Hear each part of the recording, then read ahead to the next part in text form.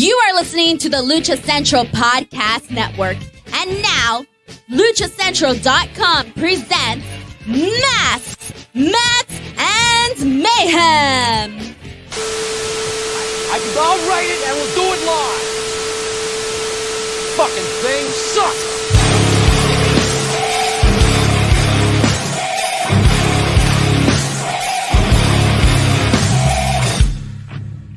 Welcome to another edition of Masks, Mats, and Mayhem. I am your host, Justin Outlaw Harvey. You can find me on social media at JustinHarvey75. You can find the entire show on social media at MMMShow75. And that over there, I did it right, is at Byron Fever.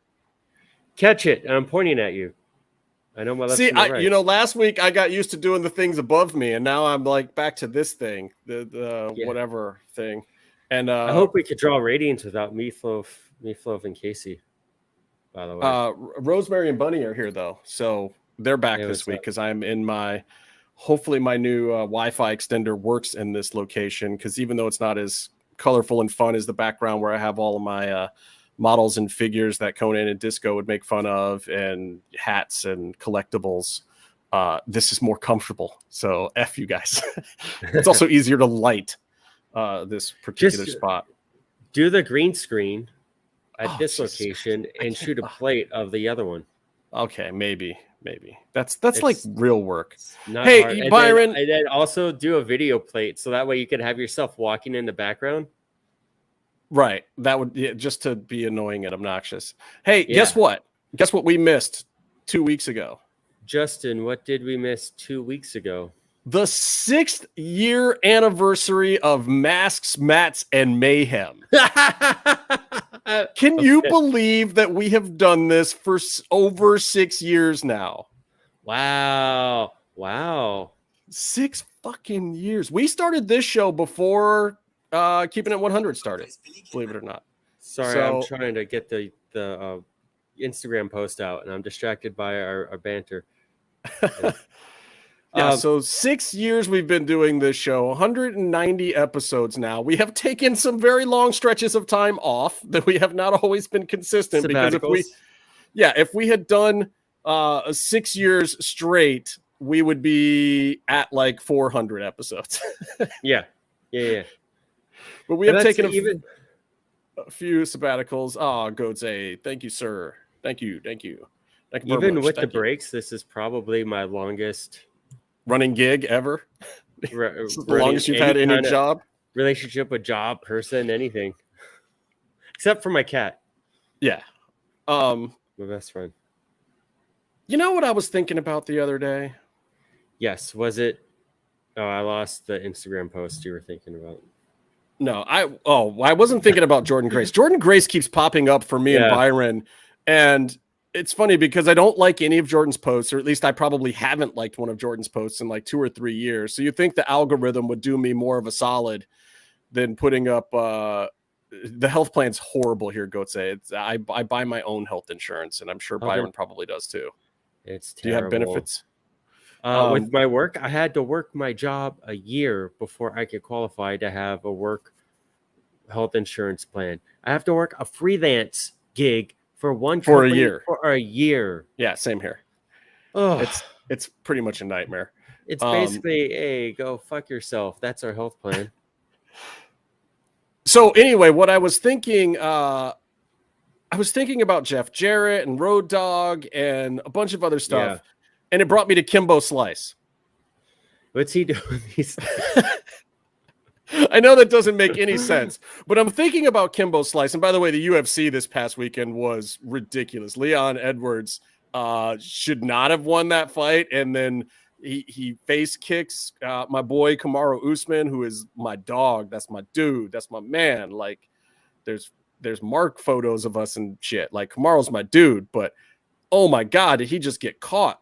And the thing is, you can't even say about Leon Edwards that he caught him by accident, because the shot that caught him was a set-up shot. So it was skill and effort and expertise that won the fight. He just lost the other, 25.3 minutes of the fight or whatever it was. I mean, it was like the end of the fourth round or fifth round.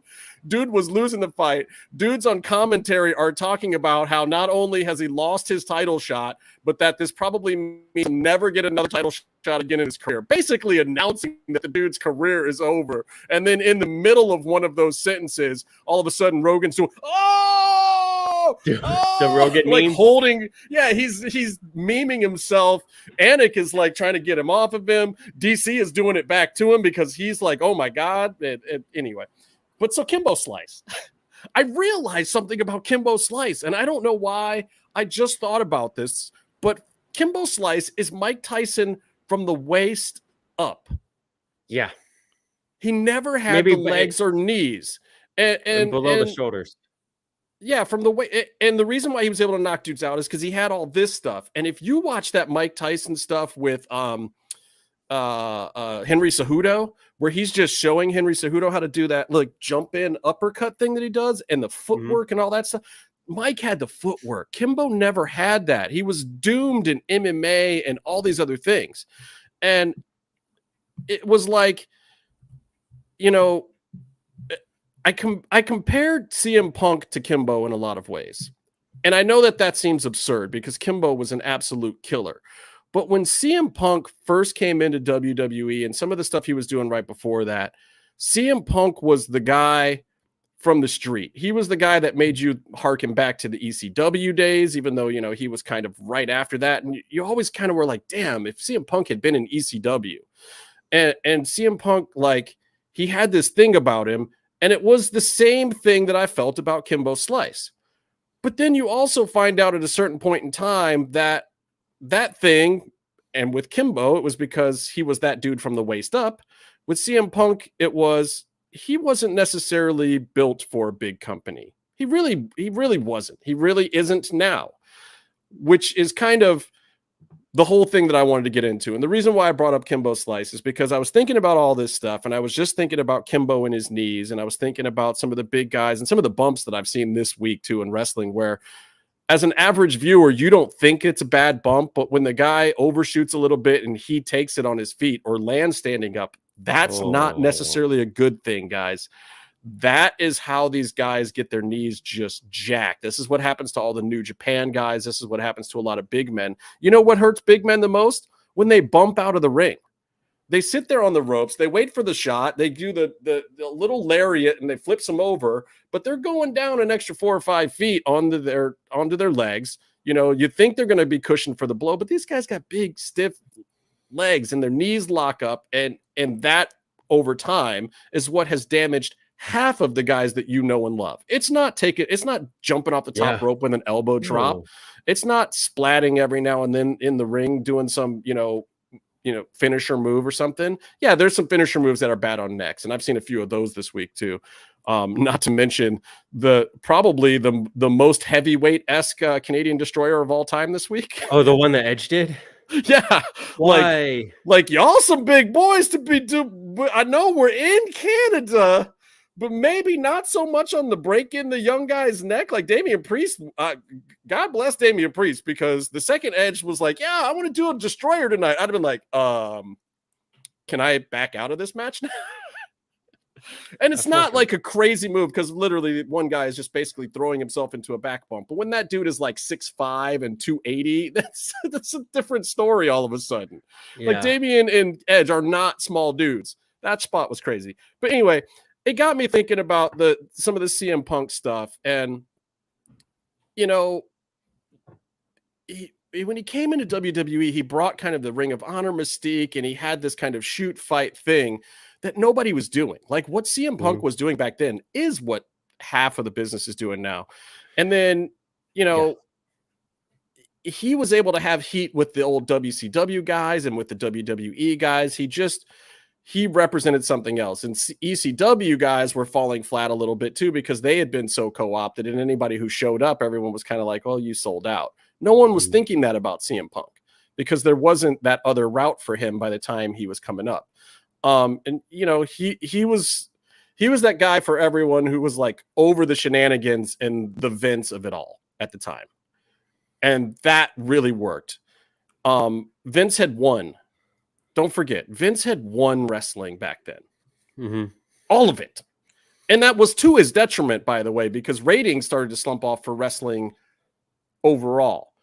And we had just come through this period where everyone was hot-shotting and everything was big, this, big, that, for years, for two solid years, maybe 3. Every night of every promotion was hot-shotting, big-time stuff. Vince won it all, and then you get CM Punk. So it made sense. And other than Jeff and Dixie, who everybody kind of knew were a hot mess, Vince was like the only game in town. Now we're back at... Punk also wrestled for TNA. Everyone got out east to try out. Yeah, and people were kind of making the rounds. It's just, at the time, there was this certain feeling about Punk, especially from the fans and the Smart Marks, because Smart Mark was really just a thing at that point in time where the internet had really become a thing. People could actually start to go and watch his older stuff and see that he always had this kind of cool straight edge punk rock thing. He was also doing a lot of MMA moves when even MMA guys like Ken Shamrock weren't doing them. Yep. Tank Abbott wasn't doing MMA moves. He was just brawling. Ken Shamrock was doing a roll up half Boston Crab thing. It wasn't a real ankle lock. Like nobody was doing real MMA stuff. And CM Punk was doing it more than half of those guys. It was like, Taz and CM Punk. And Taz was doing mostly judo stuff and a little bit of BJJ. Like, CM Punk was doing Muay Thai and MMA stuff, and it was super cool at the time. So I gave CM Punk all his due, and then pipe bomb this, that, and the other thing, and you know the rest of the story. But now I say to fans, I knew what I wanted from CM Punk back then. I knew why CM Punk's whole run there worked for me. I gotta ask fans at this point, what the fuck do you want from this guy? Like, what do you want from this guy? And I mean that in a good way and a bad way. Of like, everyone's complaining that, CM Punk, when he first got to AEW, didn't get the rocket shit strapped to him. But if he had, people would have complained about that. Like, it was probably the right timing. And the MJF feud leading up to his title run was cool. Then people complain that he's not edgy enough and he's not dropping the pipe bomb type stuff enough. And then so he comes out this week and he shoots for real on Hangman Adam Page, which we'll get into a little bit more. Mm-hmm. But then like there's all this complaining about it. And it's like, well, does he need to wrestle, Goatsy? And that'll be part of my next question. He needs to wrestle, but he's an older guy now. I don't know that you want to see him wrestle. He's not the best in the world. The best in the world is part of the gimmick. Like Bryan Danielson is better than CM Punk as a wrestler, and I don't think anybody's really going to question that. But also, like, neither of them can go like they used to. Bryan Danielson can do that, once every 2 months. He can't be doing it every week, and CM Punk certainly can't either. A lot of these guys can't, and I've never had a problem with that. Go ahead. I also think as far as roster management and how you curate your TV show, AEW has done a good job of having their like upper mid card, like the Ricky Steamboat tier, the IC tier, be the TNT championship. And you see those guys, you see that champ wrestler, you see the people in the mix for that wrestle more often. They kind of drive the show, the work rate of the show. Those who are in the running for the main title, the AEW World title, they are treated as much more as special attractions, and they should be. And I think most promotions are that way. And that's how you do it. You differentiate, but also you kind of you get more money out of it. Like you're also like taking I'll care say of those this. guys. I want somebody to count it up. Roman, who has consistently been the champ this entire year, but is a part-timer for WWE, count up how many times he's actually wrestled, and in 2022, with the injury, how many times CM Punk has wrestled. And I bet they're pretty close, believe it or not. Even with CM Punk going and sitting and there being an interim champ for the last, 2-3 months? Yeah.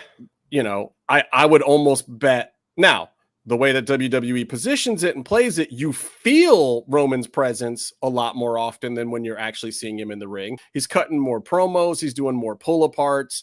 There's more action involved in him. But if you look at actual matches, tag or singles, that he has stepped into the ring and taken, regular back bumps in a match and not just some kind of pull apart or scrum outside the ring, it's probably pretty close to the number that CM Punk did. Because don't forget, at the beginning of the year, CM Punk actually wrestled quite a bit. He did a bunch of tags. He did a bunch of storyline stuff. He did a bunch of MJF stuff. He hung himself with a dog collar. Like, he did all sorts of crap. And that was all in 2022, I believe. That was almost all this very beginning of this year. Anyway, so he cuts this promo. We got to talk about this promo. It's what everyone's talking about. There's definitely some other stuff I want to talk about, but let's start with the Hangman thing, because he did that first. And it was dirty. It was low. Like, people who are calling CM Punk out for what he did to Hangman, just like he said, tell me if I'm lying. I'm not lying. It was wrong, because Hangman didn't know he was calling him out. He wasn't backstage ready to retort. Nobody in the writer's room, nobody booking had anything prepared for that moment. He's not in an angle with Hangman Page. He's not going to be in an angle with Hangman Page right now unless they changed it because of this. And there's a story behind it, but basically he went out there, he went into business for himself and called a dude out that he knew wasn't going to come out from behind the curtain. That's fucked up. And then called him a coward for not doing it. I get calling him out. It's fine. And honestly, I honest to God believe that CM Punk was trying to do him a little bit of a favor by keeping Hangman relevant, believe it or not, which that promo actually did. It just didn't do it in a very good light, because it made him look like a bitch that he's going to call him out like he's scared to actually come out and say something or confront CM Punk, which, by the way, he's absolutely not. He's not afraid of that dude at all. He's not afraid of Phil Brooks in any fashion. I believe, and he could be wrong. Who knows? Like, Phil might whoop his ass in the fucking back alley. But at the same time, I think in Hangman's mind, he believes that in a real shoot fight, honest to God, man-to-man, toe-to-toe with Phil, that he would clown that guy. So I don't believe that he's afraid of him, whether he should be or not. Okay. But you can't say it wasn't kind of fucked up to go off script from what everybody at the whole promotion wanted or was expecting. And from what I understand, he 100% was off script. Not Tony, not anybody knew that he was going to put any word about anything of Hangman Page in his mouth in that promo. So, and he didn't just talk shit on the guy. Talking shit on the guy, going a little rogue, you're the champ, they give you some free mic time, fine. That's fine. Talk shit on the guy. Whatever. You're the champ. Who cares? But calling him out, sitting down, waiting for him, that's kind of fucked up. Like, the announcers don't know what to do at that moment. That was a pipe bomb, but it wasn't a pipe bomb that exploded necessarily in a good way. It was kind of like a lot of people in the back going, the fuck, dude?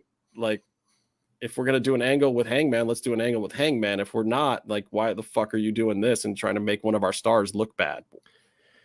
Yeah, but it's to your point, about keeping Hangman in the conversation.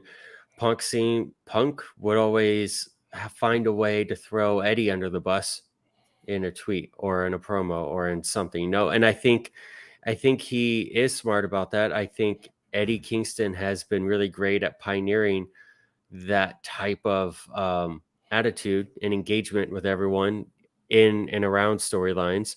Eddie hates everyone. Eddie is in a huge double cage death match to main event a pay-per-view, and he's out there on the go home show dropping F-bombs at his new partner, and the new partner is replacing the old partner who Eddie also hates. And it's just...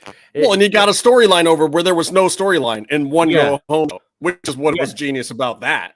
So for me, and I mean, I could go into a lot more detail, but just to make it very succinct, this is what I liked a lot from the Attitude Era. Some things don't age well, but I think one thing that did was the natural competition on the top of the card from talent who had an edge against each other. There was a professionalism to a degree, but Rocky and Triple H were never friends. Are they friends now? They probably know how to be friends more. But I think they're friends in the fact that they can both look at each other and laugh hysterically because they made a lot of money together. and from all that stuff. But and they got through it without killing each other. Yeah, but they to this day, I mean, maybe it's a little bit different because of Triple H's health issues, but like to this day, I'm sure, and I think Triple H has mentioned this as a sort of joke, but like he's still like, oh, Rock said he's going to be in the gym at 3 a.m. I'm going to be in the gym at 2:30, and I'm, there's still a competition there, and I think that's healthy. I think, but see, and I don't disagree with that. And my sincere hope is that CM Punk is doing that, but that's not the way I hear it. But see, I personally, for me, I think what this boils down to at the end of the day is that we got out of Punk's injury, we got a pretty cool bonus match coming up between Punk and Mox, which is a huge match, 2 superstars, but in actuality, but there's also a reason they're giving it away in Cleveland, because it is a bonus. You're correct. But the thing is, like, it was originally, and I think that was kayfabe, going to be at All Out, one of their marquee pay-per-views. That would have to be like a main event, but it's really an exhibition match. It's not a main event, because and that's the whole thing. Like, this is smart. Get into it hot, get it done. Let's move the storylines forward to whatever else we had planned and get back on track. Now we make it interesting. We get it, and we get it out of the way. Also, like, we have to get on track with everything. Kenny's back. He's doing his stuff. He's doing his road to his Kenny. Whatever hero's journey. Yeah. He's fine, but he's smart, and he's not playing all the notes at once, but we have to get Punk there. And so Punk is going to win. Mox was never going to lose before Punk. He had great matches, but they were all exhibition matches. And this is going to be an exhibition. And he bled match. a lot. And he bled a lot. And he did all of the bleeding for a whole year. Now he can go and like let that one wound that he keeps opening up heal. So now there's heat added. People are actually talking about it. It got moved up. So Dynamite's going to do really well. And some people don't know what's going to happen. Is Punk going to leave? All this stuff. But so let's talk about some of Now it's stuff. Interesting. Let's talk about some of that stuff, because there is more going on backstage, and a lot of it's a woot, a shirk, whatever you want to call it. It's a little bit of a shoot that's been turned into a work intentionally. CM Punk has had some grumbles backstage. People are broadly misinterpreting that from what I hear. Mm-hmm. CM Punk has said stuff like, well, fuck it, if it's going to be like that, I just won't be here. Or like, if we're not going to do it the right way, I don't want to be in AEW. Like, yeah, he said some stuff like that. But people have to understand, that's not really him threatening to leave. That's him big dicking a situation to be like, hey, dude, I'm the top guy. I don't want a job to Hangman Page. If I'm jobbing to guys like Hangman Page, yeah, I don't want to be here. Like, I'll tell you who I'll job to. And he'll job to some younger guys on the roster. It's not that. He doesn't want a job to Hangman Page because it's one of Kenny's boys, and Hangman is too credible right now for him to job to. Maybe there's a point in time when he'll lay down for Hangman, but he doesn't feel like that time is now. And I get it. And to me, here's a hot take for you. I think that CM Punk and Hangman Page are both bitches, and for completely different reasons. I think that CM Punk has earned his moment over a long time in his mind. Some of it's true, some of it's not true, because he did take a long time off and didn't really have to work back into his spot. But look, he popped some numbers. He's as big a draw as anything AEW's got. So yeah, he's the top guy. I do have something to add to that about Punk. He wants to, I'm just saying he wants to be a top guy. He knows what those guys did at WCW. This is what Sasha was doing. Sasha was trying to make that top guy sort of pull. And, it's a gamble when you do it. And sometimes when they call your bluff, what do? Do you put your tail between your legs or go back to your locker room? Like, I think she was trying to feel how big she was swinging backstage at WWE with Vince at the time. It's a similar thing, but and she was more wrong. And Phil's a bigger draw and has a little more clout. And also, is willing to and has shown that he will take his ball and go home. And maybe that will help Sasha on her end down the line, but you always run 2 risks. And part of the risk that CM Punk ran is part of why there is actual heat for CM Punk with some people backstage. There are plenty of people, especially off the indies, that do not have respect for what CM Punk has done. They think that he's coming in and just getting a big spot. But also, fuck those guys. Like, Hangman's a little bit of that kind of guy too. And it's like, I get that you care about the company. I get that you think the backstage attitude and everything means something. You know, CM Punk's not the oldest guy in the world, but also he was in that WWE system. Don't forget, John Bradshaw Layfield was still there when CM Punk was there.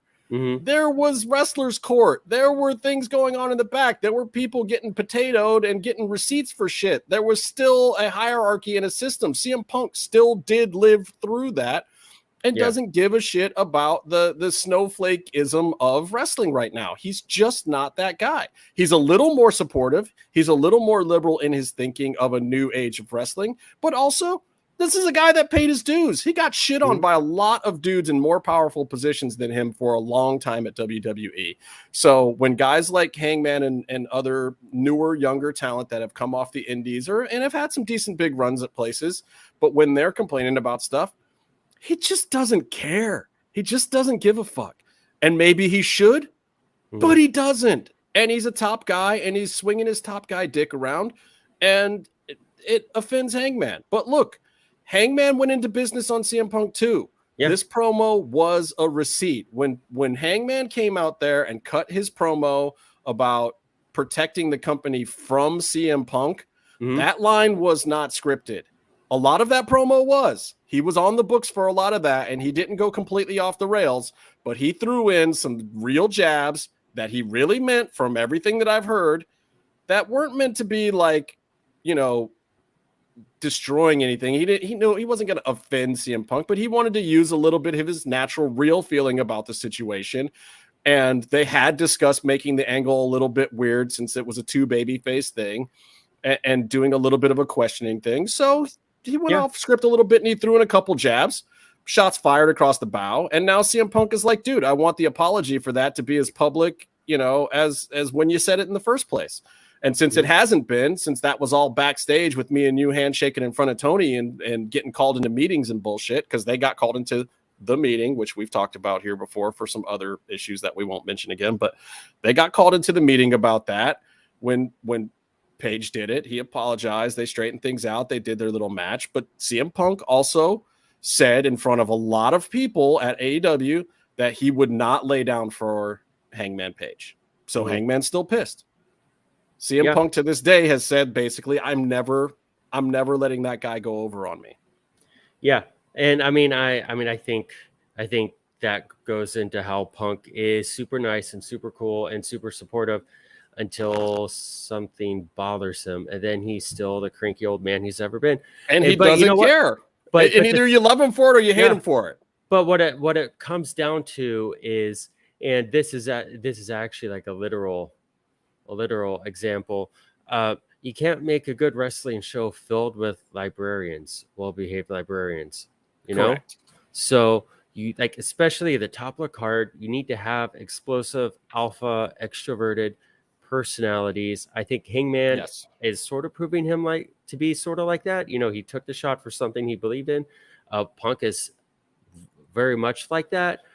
Kenny has Don Callis with him, who Don Callis will make sure he and Kenny are going over when they need to go over. It's just, you have a lot, and it's not their job necessarily to make sure everyone coexists. It's their job to be interesting.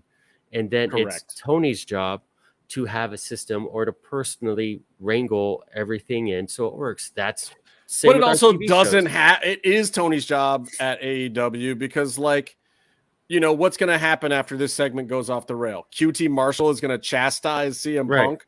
No. Well, I mean, and don't forget that CM's a little mad at Tony for some of the Colt Cabana stuff. Yeah, like some of CM Punk's buddies and friends from the Indies are not getting very good treatment at AEW, in his opinion. No, he wanted him out. He wanted Colt gone, and then the Bucks and the Elite contingent kept him right. for Ring of Honor. But that's also fucked up. But I'm saying like he's not getting his way. He's mad. He's temper tantruming. He's not getting his way. Yeah. But also Hangman's mad and temper tantruming and not getting his way. Mm-hmm. Again, I think they're both little bitches. But my thing to the fans is this is who CM Punk always was. Yeah. Don't turn on him now. Like, I get it. He's ruffling feathers. He's taking shots. Part of it is the style of things that they've been doing at AEW and in wrestling in general. Everybody is doing more shoot level promos. You saw it with fucking KO and Drew McIntyre, for Christ's sakes, on WWE. Like, Roman's been shooting. Like, everybody's shooting a little bit now. It's fine. It's fine. And the second half of the CM Punk promo was amazing. Yeah. When he said that Moxley was always the third best guy in his own factions. It's great. So true. The thing is, Punk is a giant prick. Right. But to think of that with a guy that is kind of portrayed as the top guy right now. And Punk came up himself, calling Moxley the best guy in every faction he's ever been in is absolutely just fucking funny. Can you repeat that? It's Robot-y. It's absolutely funny. Yeah, that he called him the third best guy. Also, like when Moxley was coming to the ring, Punk was like, "Oh, I got time," and he started doing snow angels in the ring, like huge dick move. Like again, just like with Page, he was like sort of poking holes at Mox's kayfabe presentation, like. Mox is this dangerous dude. No, he's like, he has to do a song and dance first before he even gets to the ring and blah, blah, blah. Like, I'm not scared of this guy. And then, but they both took shots at each other and it makes it interesting. It makes the match interesting. And it's up to Tony to make sure they both show up to work next week. And I think it's cool. I like that. I like that edge, Yeah, I'm just saying to fans, like I saw so much kerfluffle about it and people like being legit. Like, I don't like CM Punk anymore. Like, what are you talking about? This is exactly the guy. Yeah, this is exactly what you want from this guy. There is nothing else to this guy. You want 2 years of this. Of him pissing off people backstage, or maybe not. Maybe it's a shoot. Maybe it's a work. He's coming out. He's saying the most ridiculous things on the mic. Like, I think every time he touches a microphone, it should be worse than whatever he did with the pipe bomb. I think he should be cutting promos on WWE, calling out people by name, talking shit on Vince, talking shit on guys in the back of the locker room. He should not care. He is not here for a Hall of Fame run. He's here for, I'm here to make this company big. He needs to be, for AEW, the modern version of people throwing sodas at Hulk Hogan. Yeah. He needs to ruin your childhood image of wrestling. He needs to do all of this stuff. And at the end of the day, I'm not going to sit down and have a drink with Phil Brooks either, because guess what? He doesn't fucking drink. And I don't like Pepsi. Like, fuck that guy. He's lame. He's not interesting in real life. He's not cool. But as a wrestler and this character being the dick that he actually is, great. I hope he pisses off every Hangman on the planet. Who is Hangman? You know who Hangman is? Hangman is someone who could eventually make a lot of money pinning CM Punk, down the road. Now that Punk said, I'll never do it, people will pay money. Pay more money to see it. Yeah. First of all, Hangman should accept the fact that all CM Punk could possibly be doing at this point is making him more money, keeping him relevant. Because realistically, what? We've got a Wardlow. We've got a Hangman. We've got, a lot of guys. We got Trent Beretta. Like, there's plenty of guys that are really great mid-card level wrestlers that could elevate to the top of the card with the right storyline, the right push, the right amount of time put into them. I hate to say it, but Hangman is more a dime a dozen than a lot of guys. And it takes a lot to be that guy that is in that category that pushes through. Like, you saw what happened to Kevin Cross. Yeah. Bro, I was watching the Kevin Cross interview that we did with him 5 years ago when he first went to AAA, and boy, does he look young in that thing. It's creepy, weird. But and he's talking about the challenges and the stuff that he faced. It was like everybody could see, like smart people in the business could see, holy shit, this guy's going to be money. This guy is one of the next big things. Once Vince finally gets his hands on him, that's all anyone would ever say about that guy. And what happened when Vince finally got his hands on him? He put him in a skirt and fired him. Yeah. Like that's what happened. And like, it doesn't always work, and it's harder than you think. And it's like Hangman is in the same spot that Cross was in. It's like, look, if somebody believes in you, you get the right push, you get some moments, you build up some good stuff, it will help. But every moment like this helps him. Staying relevant, staying in the zeitgeist helps him. I remember, I think speaking of Cross in the dress, I think Cross's biggest asset was, from that conversation and others we've had with him, was he wanted to make himself an ideal employee, and so he was doing everything he did was serving that. And then when he got to Vince, he's like, I am a malleable asset of yours. Yeah. Like everybody complained about him jobbing to Jeff Hardy. Guess who didn't complain about that? Yeah. Cross. But Cross you know what? Never complained about that. He never had any issue that everyone thought he had. He was like, oh, dude, that's Jeff Hardy. I'll go out and lay down for that guy. But my thing with that is like, and so far, at the end of the day, it's worked out for him. But like that, it's roll of the dice, and jobbing 100%. To Jeff Hardy at that point was wrong. Changing up his presentation after there was the investment in him and introduction to the WWE fans, that was wrong. Making him look silly in a sloppy, proportioned bondage suit. All of the choices were wrong. Correct. But and they were all Vince's. They were all Vince's, and that's I think that's where that run ultimately failed, because had like the objective been like, I need to make myself, I need to if he was a little bit more steadfast in the characters he was developing and like what he developed with Triple H.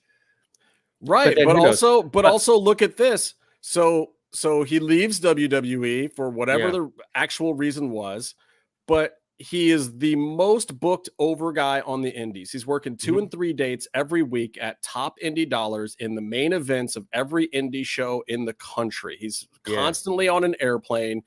He had to take 3 weekdays and go directly from a show and fly to Alaska to marry his girl.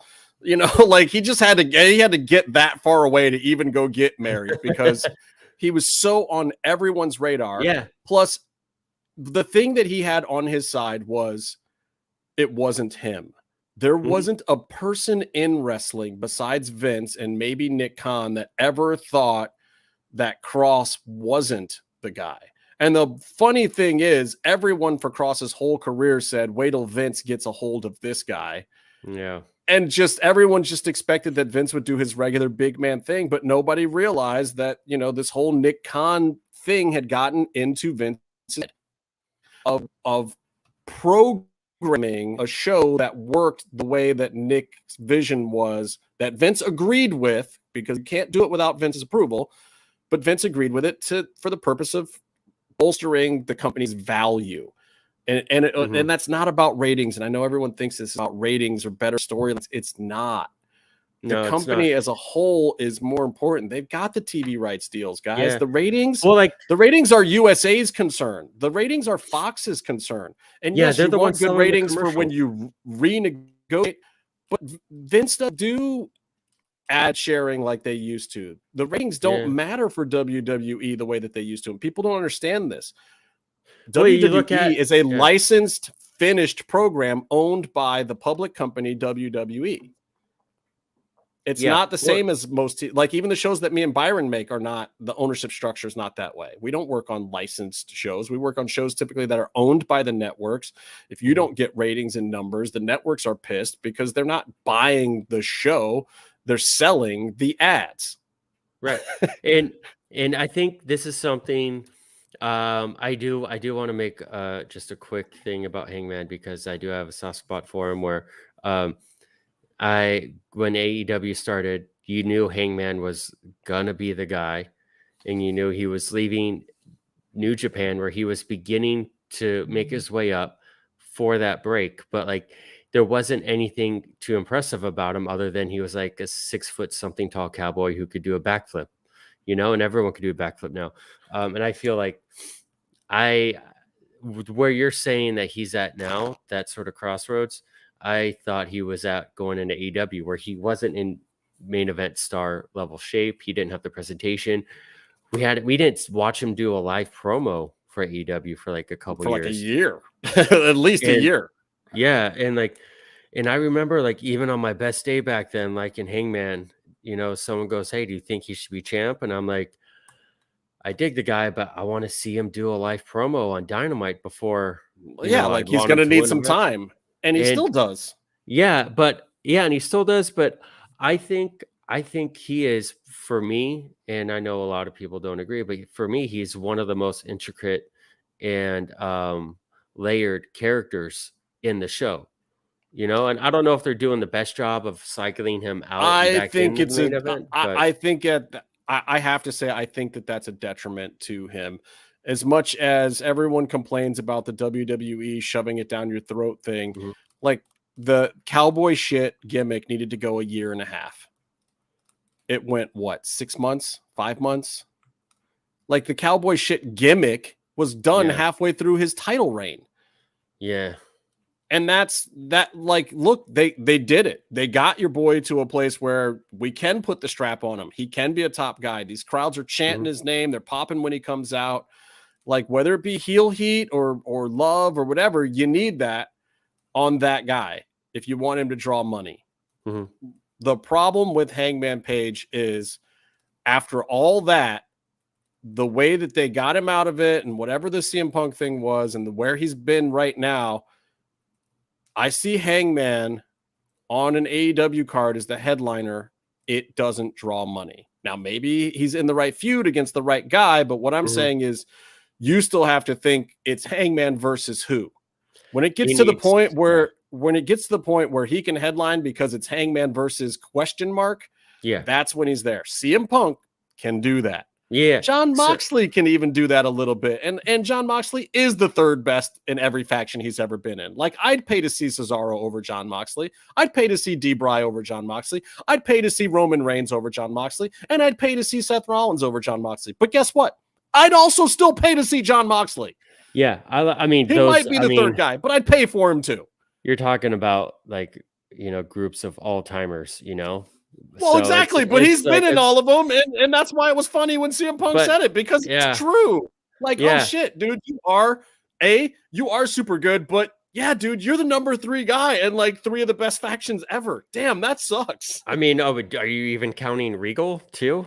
No, I'm not. I'm not. Just because he's not an active competitor. But look, but Regal would fishhook the hell out of Mox if Mox. But dude, Claudio, by all rights, Claudio should be 3rd on that list in his current faction, but he's not.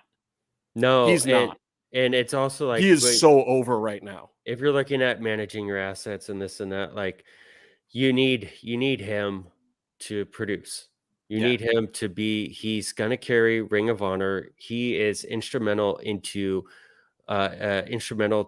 those deals that are being made as well. Also, like you made that investment, and he should be on the upswing with a lot to prove. Mox is great. Mox helped the company out. Mox was one of the first names when they needed names to put on a poster to sign or to get deals. And, and that's important, but also Mox doesn't have to do another outstanding thing ever again. He can have his matches, go to GCW and have his, no DQ matches in AEW and bleed everywhere. And it'll be awesome, and it's like, but he is who he is at this point. And I agree. And he's at the top of the company, but he's not going to go any higher. But it's also fine. And that's part of why it's funny when CM Punk says it, because it's like, we don't need to count on Mox to put asses in seats. Like, that's not what Mox is there for. Mox is the entertainment factor. Like, Yeah. Just like he said it, like Mox is kind of the heart and soul, and CM Punk is the dollars and cents. That's fine. I don't think there's a problem with that. You know what I'm saying? There's and I don't think there should be. Let me blast through. Casey hit a tire while he was driving home today. Oh, Jesus. I'm sorry. Everyone tweeted Casey at Lucha Gringo. His car's at the mechanic. He said he couldn't not hit it. So I guess Casey also is bad at driving. He's probably looking at his phone. I don't know. In LA, man, there's just not a whole lot it's not ways to avoid stuff. You know, I once went to Philadelphia and got a flat. So I remember that. Everyone hit up the Lucha Gringo at Twitter and ask him if his car's okay. Ask him what he did to fuck it up. But let me blast. I know we can to the point of where I got sidetracked, but like Claudio is so much more important than Mox at the moment because he is representing a brand that is trying to be sold. WWE. I don't even think that matters. I honestly don't. I don't even think it matters. The Ring of Honor of it all doesn't matter. It could be any random extra championship that Tony has lying around on his desk. It's not. And it does make sense that he's doing it for Ring of Honor. He's a perfect candidate for it. It's exactly what Tony needed. He's the guy that Tony never knew that he needed. Yeah, but then you also look at like the Nick Khan image of WWE and how you're saying ratings don't matter, you know, on that scale. And what you're looking at is you're looking at assets. What are the faces on the posters? And it's like, oh, we have, you know, there's a bunch of guys like Cross and Swerve and Keith Lee that Nick Khan was happy to let go because he didn't see their face on the poster. That was where the poster would make them money, you know. But that also wasn't it. It's like, but he let Vince pick, you know, who those people were. But what Nick Khan's strategy was like, man, you tell me, but we either got to clear out some of the top or we got to clear out a lot of the middle. Yeah. And Vince's thing was, I'm never letting go of my big names. Let's start looking at clearing out the middle. Yeah. But so they cleared out a bunch of names that weren't going to necessarily help selling the show, but they'd also hurt the quality of the show, you know? I don't think Vince was right. And so, and then, you know, they recently went and poached Cody Rhodes because they wanted that face on a poster because that is going to help make them money on a sale. They went and signed Ronda Rousey years ago because that got them their big TV deals. And what I think is, and she going still to be pops a happening number, soon, by the way. Her quarter-hour numbers are huge. Good for her. I mean, she's still a huge star. She bumps numbers. Roman Reigns bumps numbers. Logan Paul bumps numbers. Oh, for sure. And also, you know, I don't know if I hate Logan Paul as much as I used to anymore. I mean, it takes a lot. It takes a lot to come in and consistently be good in pro wrestling. Like, there's a level of and the act he does. Like, he's not coming in and doing a Goldberg act, you know. But then also, if he's that good and he's not wrestling regularly, he's got a Shane McMahon it now for the rest of his career. Like, he's got to come out and do crazy shit every single time. Or he needs Logan Paul. He needs a paycheck. He's like 35, 40 right, years but I old. expect him to earn it. So now he has to drop off the stage with a leg drop. Every single time. Like, bro, you in your second match in WWE, your first one was WrestleMania, your second one was a SummerSlam, and you jumped from the top of the post and did a perfect frog splash through a guy on a table 12 feet away. You have now set the bar extremely high for yourself. And if you're not out there bumping every week to get my attention, that's fine. I understand that. But when you show up, I expect that you are going to coast to coast it. You're going to, you know, jump on a trash can through something. Like, you got to have at least 2 big spots every single time now and put yourself in some serious jeopardy for me to keep my respect. But anyway, let me blast through some of Dynamite real quick. I wanted to get into AEW having a TV deal coming up. We're getting there. We're getting there because that's a big deal. But I just want to blast through a couple of other quick things. Bryan Danielson versus Daniel Garcia, 2 out of 3 falls. I get it. Wasn't my thing. I loved it, but mad. I'm not mad at either guy, but I loved it so much. But I also, one of my friends that I talked to, who also, by the way, gave me the same intel about how Punk, as good as he is and as good as he's doing for AEW, it's not a financially sound investment yet. It is not. And there's going to be some issue. There's going to be some big issues with that coming up soon, but we'll get to that. But yeah, I enjoyed it. But I see a lot of people are asking, why is Bryan Danielson giving so much? But here's the problem. Here's the problem for me. You had such a big open to the show, and then you still have this big match feel that you want to go first, but it wasn't first. Now it's the second match of the night, and it just felt like, man, with everything else going on this card, it didn't need this match. And then a lot of this match was really good and got the crowd kind of hyped up. So then what happened after this was you got a crowd that's cold until the main event. After this match too. I mean, they've seen this big CM and Mox pull apart thing with all this hot mic time, which is great. It was kind of the WWE formula. But then you went right into a really long match that is a very technical wrestling match. I don't think that was a good look. I think you put that in a different spot in the show, or just not on this show. And it wasn't the match it wasn't because of Debray and Garcia. I think that the storyline didn't work in this spot because you're distracted by other stuff. And the length and type of this match was just placed poorly, which at the end of the day is a byproduct of how the show is being booked and written. Anyway, Jungle Boy cuts an awful promo. Like, here you go. Christian and Jungle Boy, God bless them, like, have been having some of the best promos in the business. And then on the night where CM Punk and Mox just light it the fuck up, they have to come out and rehash their thing, and Jungle Boy just flopped this time. It was so fucking brutal. It was so horrible. Like, I still give him benefit of the doubt because he's done really, really well in this program so far. This was just, I felt bad for him. This was a total low point. I'm so happy whenever Christian comes out on those segments. Yeah, but even Christian is like, you're a son to me, come back home, tackle, blah, blah, blah. All of that shit was too transparent. Yeah. Pacing was off. Jungle Boy had fucked it up because it wasn't hot for when Christian came out. And so you know what Jungle Boy could use besides a t-shirt that makes him look cool? Facial expressions. Maybe something else. I don't know what it is. FTR and Wardlow next week's Dax the Axe wants Jay Lethal. And next week is tomorrow, and which I'll be there, by the way, in the front row. Everyone say hi to Justin. And the only reason I'm bringing up this backstage promo that really didn't amount to much was the fact that, like, you just announced that for Cleveland, Dax is wrestling Jay Lethal.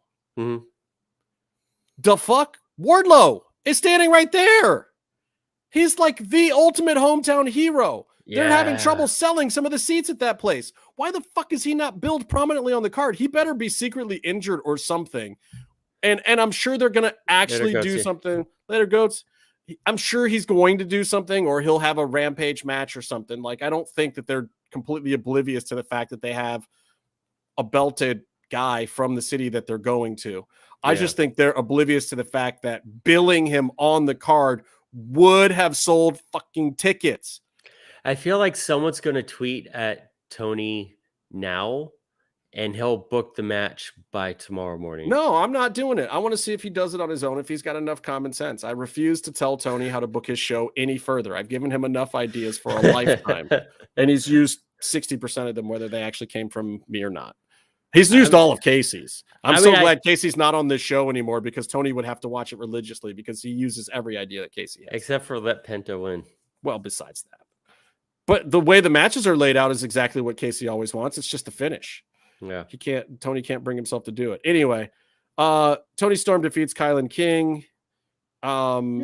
She's going to face Thunder Rosa and Tony Storm at All Out, whatever.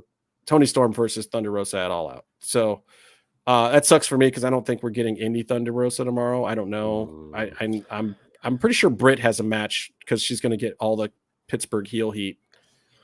So Thunder will probably have a promo or something. Yeah, she'll probably have a backstage promo or whatever. And I hit her up a couple weeks ago. I told her at the show, and she said that maybe we can kick it or do something else. But who knows if she'll actually. I want to see. This is gonna suck. Like, I can't complain. There's gonna be a great fucking card tomorrow that I'm getting really lucky that anything interesting is happening in Cleveland. But It's already better than what WWE did. And I'm also a little pissed about the Gargano thing, but we'll get into that in a minute. Like, you knew he was coming back for 2 weeks and you couldn't do it in Cleveland. Fuck you guys. Anyway, it worked great, though. Death Triangle versus United Empire is going to be tomorrow. Oh, my God. I'm really looking forward to. Come on, Will Ospreay and Pentagon in Cleveland. I just finished watching the G1, and Kevin Kelly repeatedly references Billy Goat as the best wrestler in the world today. And, I think there's like a handful that can make that argument because it's subjective and you can compare him. And he is, without a doubt, regardless of what you think of him, you see him in the ring, he is without a doubt, one of the best going. Win or lose his match, he's going to be exciting. He's going to be entertaining, and entertaining. Right.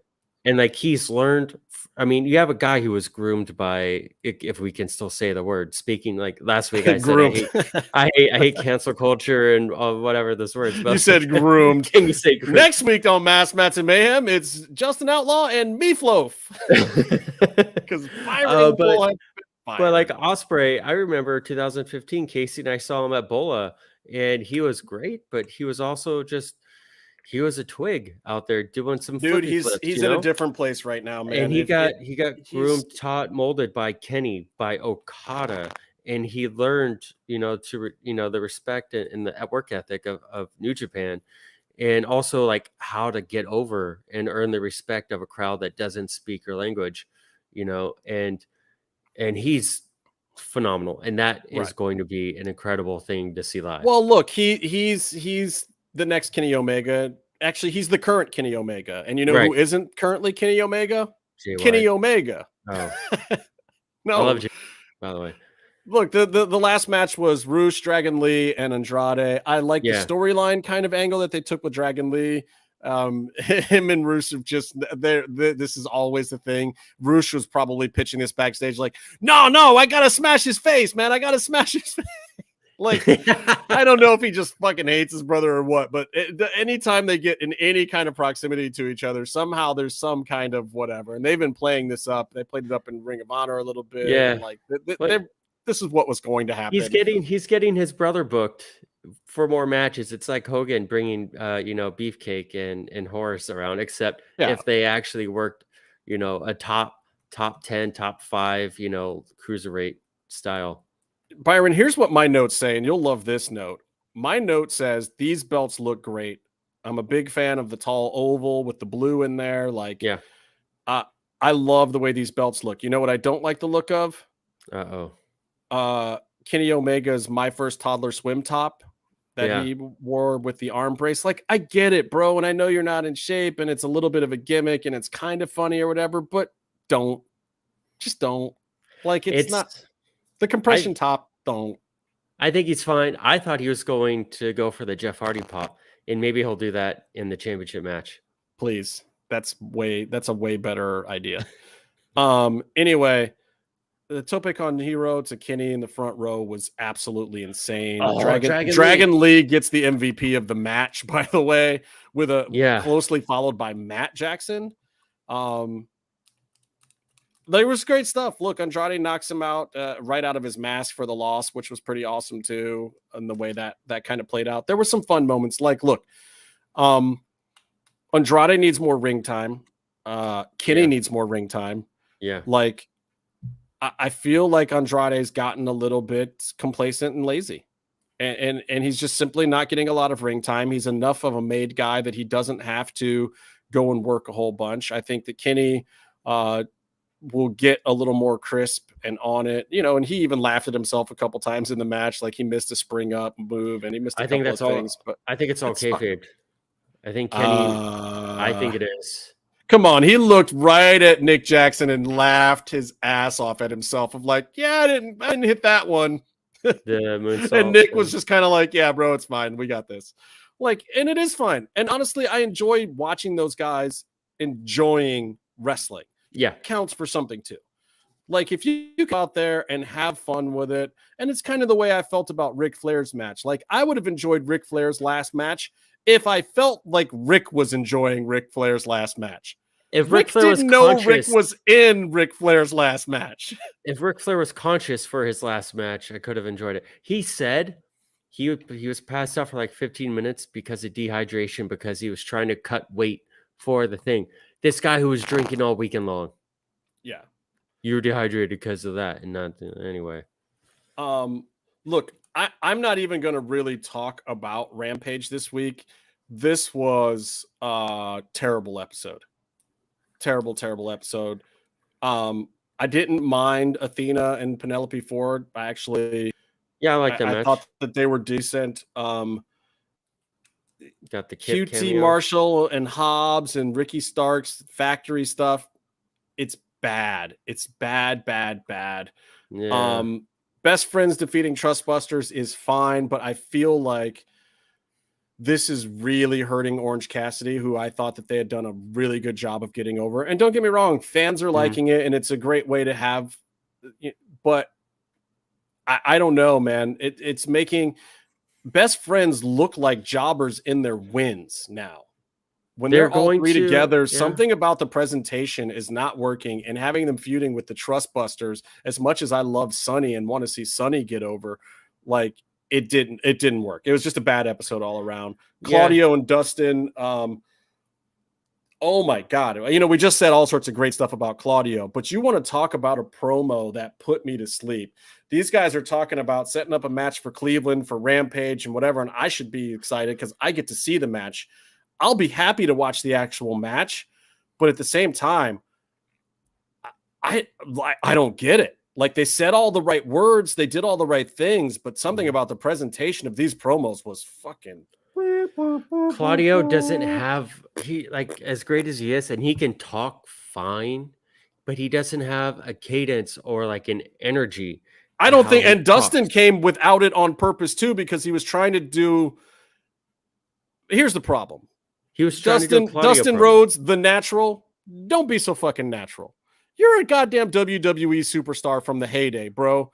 I don't need full of it all, but also I need some of that. Like, look at what Billy Gunn's doing in his acclaimed feuding with his own kids thing. Yeah. Like, best Billy Gunn we've seen in 15 years. Oh my God. Still getting fired up. He looks like $1 million, and I don't want to know how or why. Like, we know. I mean, exactly. He's a professional bodybuilder. And like, when I met Billy Gunn, like, I didn't realize how big that dude is. Yeah. He is double the size of Colton, who is also big. Like, I saw them together. They came to Pitbulls and Parolees because they were getting a dog and wouldn't be on the TV show, by the way. So fuck you guys. But they come in and I'm just like, Billy Gunn put the sun out. He's huge. Yeah. He's just like fucking Eclipse walked in the building, and like I talked to him and he was super cool. But like, where's that from Dustin Rhodes? Anyway, right. I want to get off of AEW for a minute. Oh, I do want to we'll talk about, No. We'll come back to it in a second because Trustbusters. You want to talk about Trustbusters? Go ahead. Real talk quick. about Trustbusters. Because a lot of people are hating on the Trustbusters. I think. Are you going to tell me not to hate on the Trustbusters? No, go ahead. Eat this cracker really loud. Go ahead and hate on them, I guess. But like, I think the Orange Cassidy thing is they're just getting heat for their trios, bracket. But a lot of people are saying the same thing like you last week. Why are the Trustbusters main eventing a Rampage? And Tony Khan tweeted for last week, coming less than 48 hours off maybe the best AEW TV show we've ever done out of a few hundred, and given that it's Rampage Friday, I feel emboldened to point out that in 2021 I got very similar reactions for strapping the TV rocket to Garcia in 2.0 and in 2020 to the Acclaimed.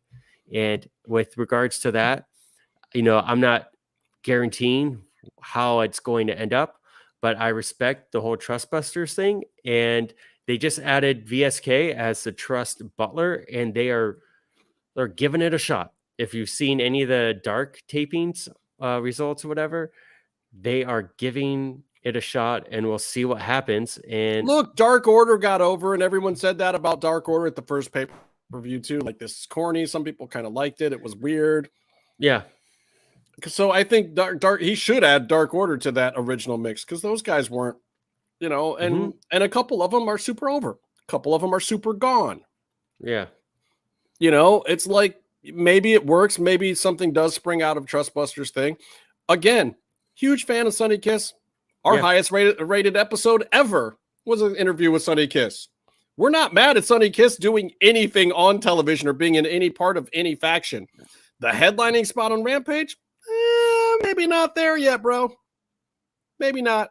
And my problem with it is, again, I feel like it took Orange Cassidy specifically down a notch.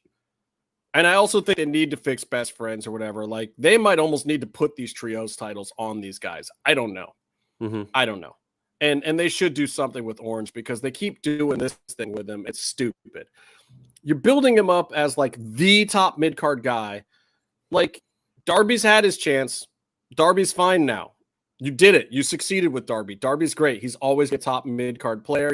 He's also a guy that if you put him in the right match, it might pop a pay-per-view buy out of me.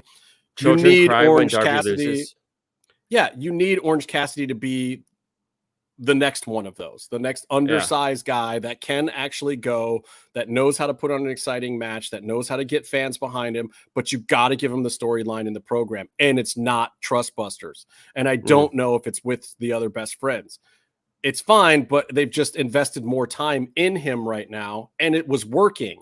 And I just don't understand why AEW lets certain things cool when they're working. I don't want stuff shoved down my throat like WWE, but I also don't want to de-elevate guys at times like I feel they do. Anyway, I got to talk about this real quick because I was told by a certain performer to watch a certain show this week and that I would be impressed.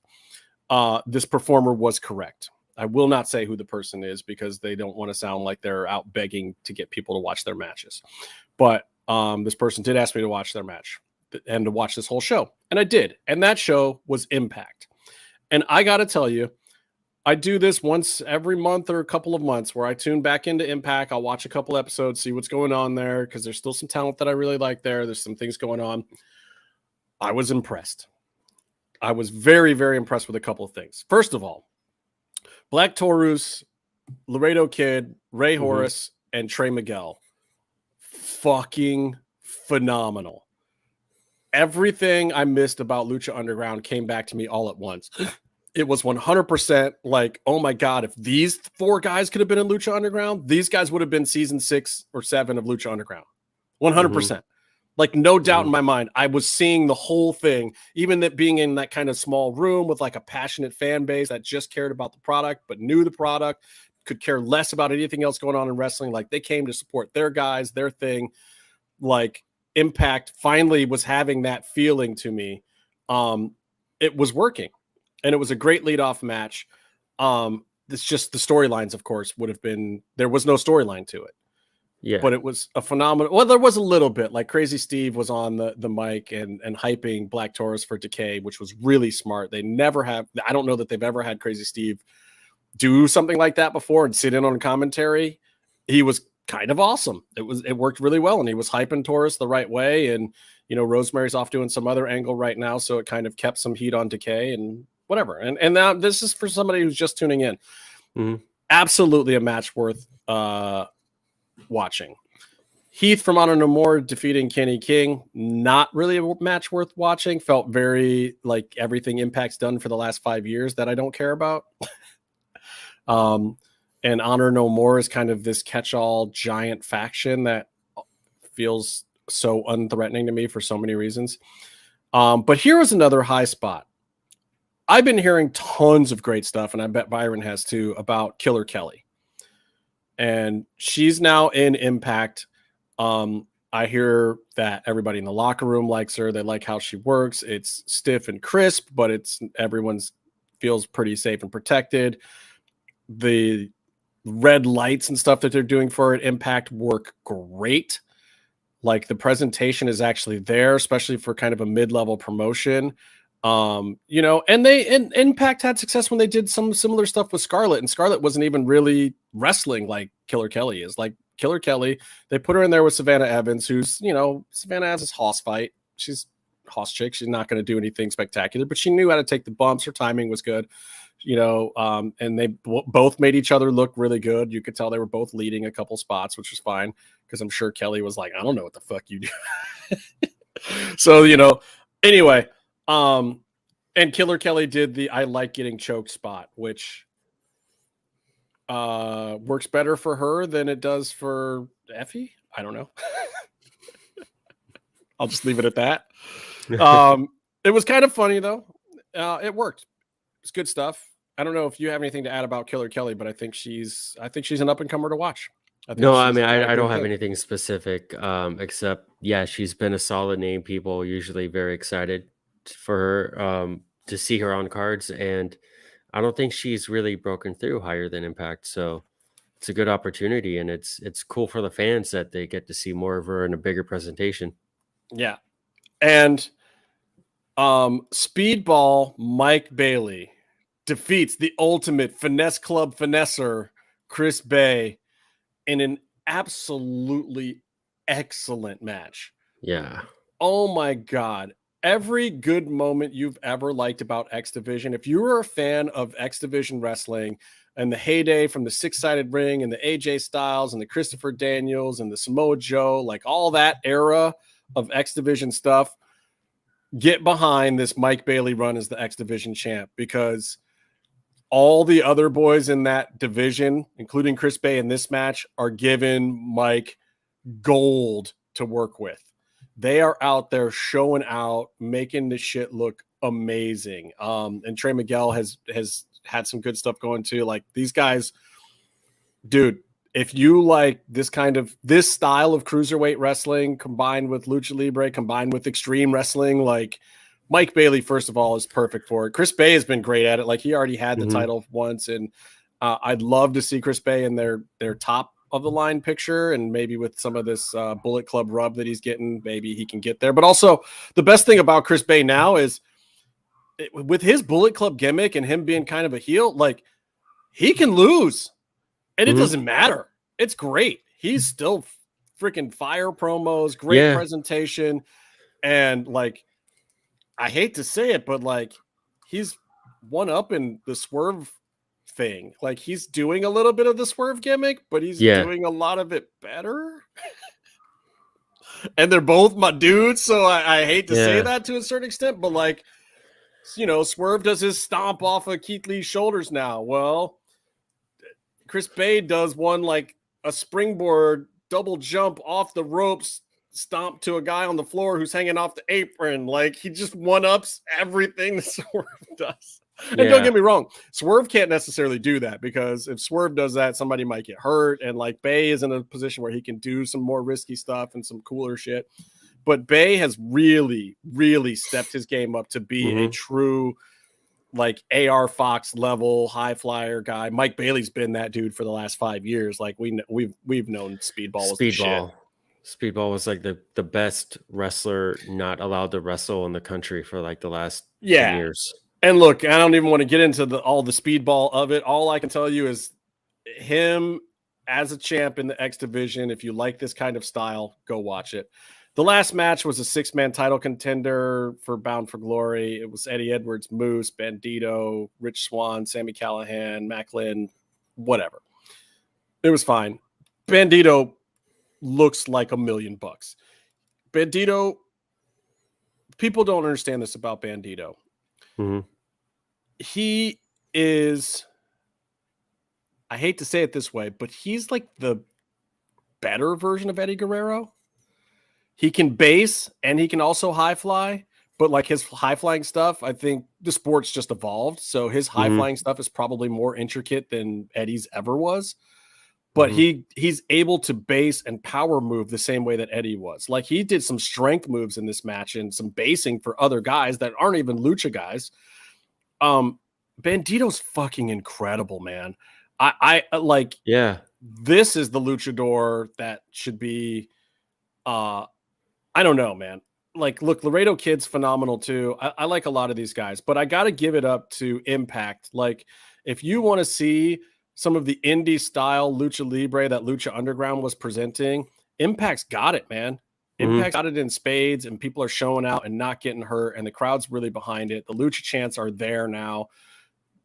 They won me over. I'm gonna be watching more Impact because I like what was happening there. I like to see Lucha Libre in the context of American indie wrestling. That was what this whole podcast started from in the first place, and I'm happy any week where I get to see a little bit of that. And it was on Impact this week. So if you have it, have it on demand or something, go back and watch it. It's worth it. This past week's Impact is a decent ride, man, and it goes by fast. It's a quick 2 hours. It's not going to hurt your parts, and it was better than Rampage by a long shot. All right, let's talk business about AEW before I get into the WWE stuff, because I'll get into WWE and stay there and in there. TV deals are going to be coming up for AEW soon. This is a problem. This is a big problem. Warner Brothers, Discovery Warner was/is very happy with AEW. They still don't know entirely what they're going to do with a lot of their sports programming. My biggest fear for AEW right now is their TV contract is going to come up at just the exact wrong fucking time. They're going to get less money. They're going to get another deal. I don't think Warner Brothers is going to let them leave, and I don't think anybody's going to pay them as good. I think they're going to stay, but this show might be coming off of TNT and TBS altogether. You might see it going to HBO Max or being a streaming thing, but also that's really being overhauled right now. No one can have any faith in the HBO Max thing with what they're doing over there. They just shit-canned another Batman property that was pretty much done deal that J.J. Abrams was involved in. That was a spinoff of a hit Batman animated series that drew big numbers. But now they're just like, yeah, we're not really going to do animated and family programming on HBO Max. They shit-canned seasons of Sesame Street. They just said, yeah, we don't want to pay the licensing for these 4 old seasons of Sesame Street. Like, your little kids can't see Sesame Street shit now. Like, what the fuck? Like, they're still, don't get me wrong, it's not gone, by the way. It's not canceled. There's still, all the current episodes are still there, but all these episodes that are getting tons of views from the library, they just took a huge chunk of the library and they're like, we're never paying for that again. Fuck it. Here you go, public workshop people, whatever. Goes to Jim Henson. Take your fucking beautiful kids programming that's educated half of this globe and shove it up your ass. Like, cold. If you're going to do that to Kermit the Frog, hi ho, here, this is Kermit the Frog. If you're going to do that to Kermit the Frog. That's what all this was for. No, it wasn't at all. I didn't even know voice. I was going to go in.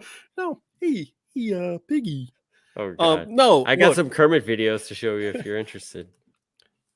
Look, I know you like a hand up your ass, but let's not talk about that. Oh, did I show you that one? Wow, no, I don't want to see that. That's terrible. This is terrible. I was talking about the beloved Sesame Street, and now we're talking about. You brought up Kermit things. Fisting, listen, but there is like, an art look, if they're, I'm just saying, oh my God, AEW has to be so careful. Like, yeah, there are very conflicting things out there about the future of AEW with this TV deal coming up, and it is coming at a bad time, people. That's all I can say. I have dealt personally with the Discovery monster for the better part of the last 10 years. I would say 60 to 70% of my paychecks in the last 10 years have come from some Discovery related things. I've dealt with them. I've had shows shelved. I've had opportunities that disappeared, this, that, or the other things, and whatever. And they're not bad. Don't get me wrong. They're not like some evil company. They just do things in a way that may not be conducive to what Tony Khan needs and the kind of support that you want for your television program. They don't do that all the time. They did it for my Irving versus Taffer show, but that was also right during the merger. So that was good timing. This is not good timing. This is like, God, if Kermit and Batman aren't safe, what makes you think Kenny Omega and CM Punk are? Nothing. Nothing is safe with David Zaslav and Discovery Warner. That's all I want to say about it for now. We'll talk more about it in the business of the business of that business soon, because somebody asked me this week, Byron, why don't we talk about reality TV and stuff where we're experts. Like, why do we podcast about this? Isn't there a cottage industry for reality show podcasting? And the fact of the matter is, we're in positions, especially with a lot of the NDAs and stuff that we've signed, that we can't shit where we eat. Yeah. And it's part of the reason why I think podcasts like this about wrestling still do well, even though every wrestler in the world out there is doing a podcast about wrestling. And the problem is very, very few of them can speak openly about that kind of stuff. I will give Conan credit. He still manages to work and honestly be pretty straightforward about every aspect of the business, even his own product at times. Like, he shit on himself a little bit recently, which I thought was pretty funny and clever. And he's mad. He's pissed because he doesn't have the video package resources that he wants, that he knows, and he bitches about AEW all the time, but he ain't doing it in AAA either. He just doesn't have the money. So he shits on Tony even harder for not doing it, because Tony does, or should not be spending money on CM Punk so that he could do decent video packages. Whatever. Anyway, I don't know, Byron. You got anything to say about AEW's future, their chances with this whole thing? I don't think they're going away. I just think they're probably not going to get the same amount of money. And I think a lot of these contracted guys are going to start going away too. I'm sure behind the scenes in the boardrooms, in, the room where it happens, there's a path that everyone is on, and they know where they are intending to go. But as far as like us in the public, it's going to change week to week. Like, I don't know, a week ago or so, I heard on the radio that the HBO Max and the Discovery app are going to get merged. Like, okay, well, that changes kind of everything for everyone. They are, but that's why this other stuff's going away. Yeah, and it's just like, they're clearing room, they're clearing space. There's a lot going on, but I do. And Zaslav said that was happening. He said that he's merging the two at the end of 2023. Yeah, but I thought like a month or so ago, like, or when the merger happened, I thought that it was still up for grabs. But like, he knows what he's doing. But like, we're finding stuff out. But I do think, as far as wrestling goes, as far as like, what's headlining the dirt sheets now, like MJF is coming back soon. AEW is going to have every face that makes them money on their show, in their buildings leading up to that deal. Like, sure, MJF's going to come back. He's going to do something, have a storyline, but like, all of those guys are going to be back, and they're going to be on TV because they have to. Maybe you're going to see Big Show on TV again too. Maybe you're going to see every face that someone in a suit and tie is going to feel comfortable paying for. Well, and I think this is going to be the tricky part, because AEW now has to ask themselves the Nick Khan question for a completely different reason. Yeah. Like, how do we find ourselves in the Discovery Warner Discovery, whichever way it's what, WDSC or whatever, WS Warner Discovery Warner. Anyway, where can we find a world for ourselves in that universe? Because now you're coming from an era where the guys at the top still understood what WCW meant to them and what it did for them and their ad rates and how successful it was. Yeah, it got in some financial trouble towards the end. Like, it didn't end well, but it was a solid earner for them for a long time and didn't cost them a ton to get out of it. So it was fine. It ran its course. Yeah. But there was that goodwill towards wrestling because it was a Warner Brothers thing, and TBS and Turner, and like, everybody understood the wrestling of it all. Those people are gone. And, Discovery was very happy with what they were seeing from wrestling, but also they're a very, very frugal company. They do not spend money. Like, you're seeing what's happening right now. They're just looking at stuff and they're like, yeah, no, you can tell us it's a good project all day long. That doesn't make sense. $90 million Batgirl movie that goes straight to our streaming platform, and we can't prove that is actually going to monetize for us in any fashion. And then we can't sell it on direct digital video. We can't put it in theater. Like, no, that doesn't make sense. Just leave that on a shelf and we'll take a tax write-off. No other company would do that. That's just how Discovery works. That's how they think. That's how they do stuff. They are not afraid to pull the plug in the middle of stuff. They've canceled series that have episodes shot, filmed, and ready to air, and just it's like free to them. They won't run it. They're not doing a pickup right now on Food Paradise that has been on for, I don't know, we're on season 19, 20 something. It's free money to them. It's a super cheap show to produce, and it gets the same ad rates as primetime stuff that costs 4 times as much. So literally, there's no reason not to make that show more. They're just slow rolling it. They're probably going to pick it up at some point in time, but it is just a terrible time to be under the Discovery Warner umbrella for any fucking reason. Oh, one of my that happened. We had some extra help on my show recently because the production company makes different shows for different networks, blah, blah, blah. And so we had some people who were recently freed up. Their availability got freed up recently, even though they were finishing a show that was pretty much done, but it was sports related. It was upcoming, probably a super cool sort of sports reality TV show. RKO from nowhere. and our friend was like, speaking of your shows, Byron, and things that are in your universe, did I skip over the reality Zach Clayton and his big long match against Hobbs? His against Hook. Hook, I'm sorry. Debut.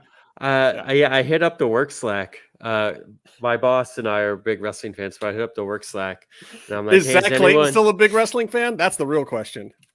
Well, that was his debut, and he got a promo and a match. So I think he should be happy. It is funny and I'm not going to talk on the show, but it is funny to hear conversations, like stories that are. Can I just say that I hope that there's a meme circulating in certain places of that? But I went in the work Slack on Friday. I'm like, is everyone excited for Zach's big championship match today? And then someone is like, why is he fighting a 14-year-old with a belt that's called Fuck the World? But it's like, that's why the match happened and why it happened the way it did, because Hook is still being introduced and being established. And that is, that's a very important thing.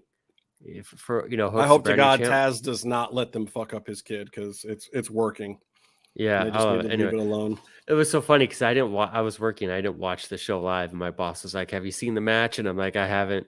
I'm still working or whatever. I'm not watching it live." And then I was gonna watch Rampage over the weekend, and I couldn't help it. I opened Instagram and I saw Zach post something about the match, and he looked cool because it's like before the match, and I see a comment, 8 seconds. So fast. But it's a show. It's not an athletic competition, and they both did a great job at being put to sleep almost immediately. Hey, Byron, do you remember the a couple years ago the Roadhouse version of the Ronda Rousey version of the movie Roadhouse? I know we've talked about it before, but come on. I just want everyone to think about this for a minute. Just again, for 1 second, I have to bring this up. You filmed a movie. Yeah. It's not under the Discovery banner. Everyone is really behind it. They've spent a bunch of money on this movie. They get the whole thing shot. And they're just like, everybody involved is like, nope. Not putting that out. No one's ever seeing that. In fact, we're never talking about that again. Nope. Never happened. Doesn't exist. Ronda Rousey starred in an entire A-list level blockbuster real feature film that was a remake of Roadhouse that no one will ever see. They didn't even bother to do a rough cut. They looked at dailies and they were like, fuck that shit.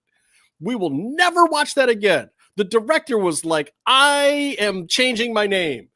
Everybody involved said, can I Alan Smithy this film? Ronda Rousey does not acknowledge that this film was shot. Yeah. Okay. And they're remaking it now with Jake Gyllenhaal in the lead and Conor McGregor is in the movie. And apparently I can't wait till someone's going well. Can't wait till someone on WWE TV brings it up. They're doing a lot more Oh my shitty God. If you want to shoot on Ronda and get shot on in return, like get physically hurt stuff. by a woman, please bring up, like, hey, Ronda, how'd that Roadhouse thing go? Like, can we see some clips from it or anything? Like, you got any footage lying around? Like, how come that never came out? Like, you want to just get your teeth knocked in? Yeah. Say that to Ronda Rousey. Anyway, she wants to be reinstated, blah, blah, blah. SmackDown gets arrested instead. Acting is still better in this role where she's a little truer to herself, but it's still not good. She does this, like the sideways mouth thing, like, Yeah. I just don't like. And that's the Ronda that I always disliked. The Ronda that was mean to Laura Sankow backstage is amazing. Go look it up. It was from Elite XC or wherever she was before UFC. It was amazing. I don't know what I'm trying to figure out the NXT women's tag team angle thing here. So on SmackDown, Nikita Lyons and Zoe Stark are replaced and are supposedly hurt. Supposedly, was that a real thing? Supposedly, one of them had a shoulder injury or something, and supposedly another one was not vaccinated. Gotcha. But also it was denied. But right. I don't so know they couldn't come and wrestle. But so then we get Darby's sister, Darby's girlfriend, whatever they're doing. Whatever. Yeah, I don't but even know if they're still a thing. But oh no. Wait, B Presley is in NXT UK, which is something else now. What's her name? What's her NXT name? Gigi. Gigi Dolan? Yeah, she got hurt. Yeah, she took half the name and he took the other half. They both split up Gigi Allen's name. Yeah. So anyway, Gigi Dolan and JC Jane, Toxic Attraction, they defeat Natalya and Sonya. And then what? So Gigi's hurt or is JC hurt? Gigi. I got to grab food from my kitchen real quick. Grab food. I'm going to keep talking about this. Yeah. So anyway, Nikita is out, then poor Gigi's out, and now we're going to have some second chance qualifier, blah, blah, blah match. Like this is the sad things that happen in wrestling every now and then. Like they give the NXT girls a shot. They even put them over in one of the matches. Clearly they wanted to do some kind of thing. And I think Triple H wanted to give some kind of rub to NXT, but it's just not turning out well. And the whole thing is kind of disintegrating. That went to a segment that I loved was Roman Reigns playing nice with Sami Zayn. And of course they're in Canada this week. He gives Sami the whole IC title would look good in the bloodline thing. And he wants to make sure to send a message. Already putting KO over for Raw, putting KO's name in Roman Reigns' mouth is good for business. What's up? We got Rebecca and James in his house. What y'all doing? What's up, y'all? I thought that it was, hold on, wait. Since Byron's gone, I can do this. Yeah, I can get bigger. And that whole segment with Roman and Sami was, I thought, phenomenal and helped to put over all the Canada of it without healing Roman out too much and definitely healing out Sami and KO. And it was B Priestley is NXT now as of tonight, triple threat match with Mandy. Let me see. Oh, okay. That makes sense. So anyway, I just like the segment. I like that Sami Zayn is like, Sami's not getting over anymore. Like they're not like all of a sudden Sami Zayn is some world beater. And I like that. Like Triple H is like, okay, no, you're in this storyline. What my thing for Sami Zayn is that we're actually going to do some logical things with this storyline, but we're not just going to erase it and put him in something different, And even with KO, they're still acknowledging this crazy storyline that he's been in for a long time, but they're changing characters and they're giving them some meat on the bones, which is phenomenal. Then this segment, this is the one we talk. I'm sure nobody else cares about besides me, but I'm going to force you to talk about it with me because no one else will talk to me about it. The other MMM show, the second best MMM show in the world, Maximum Male Models with Maxine Dupree.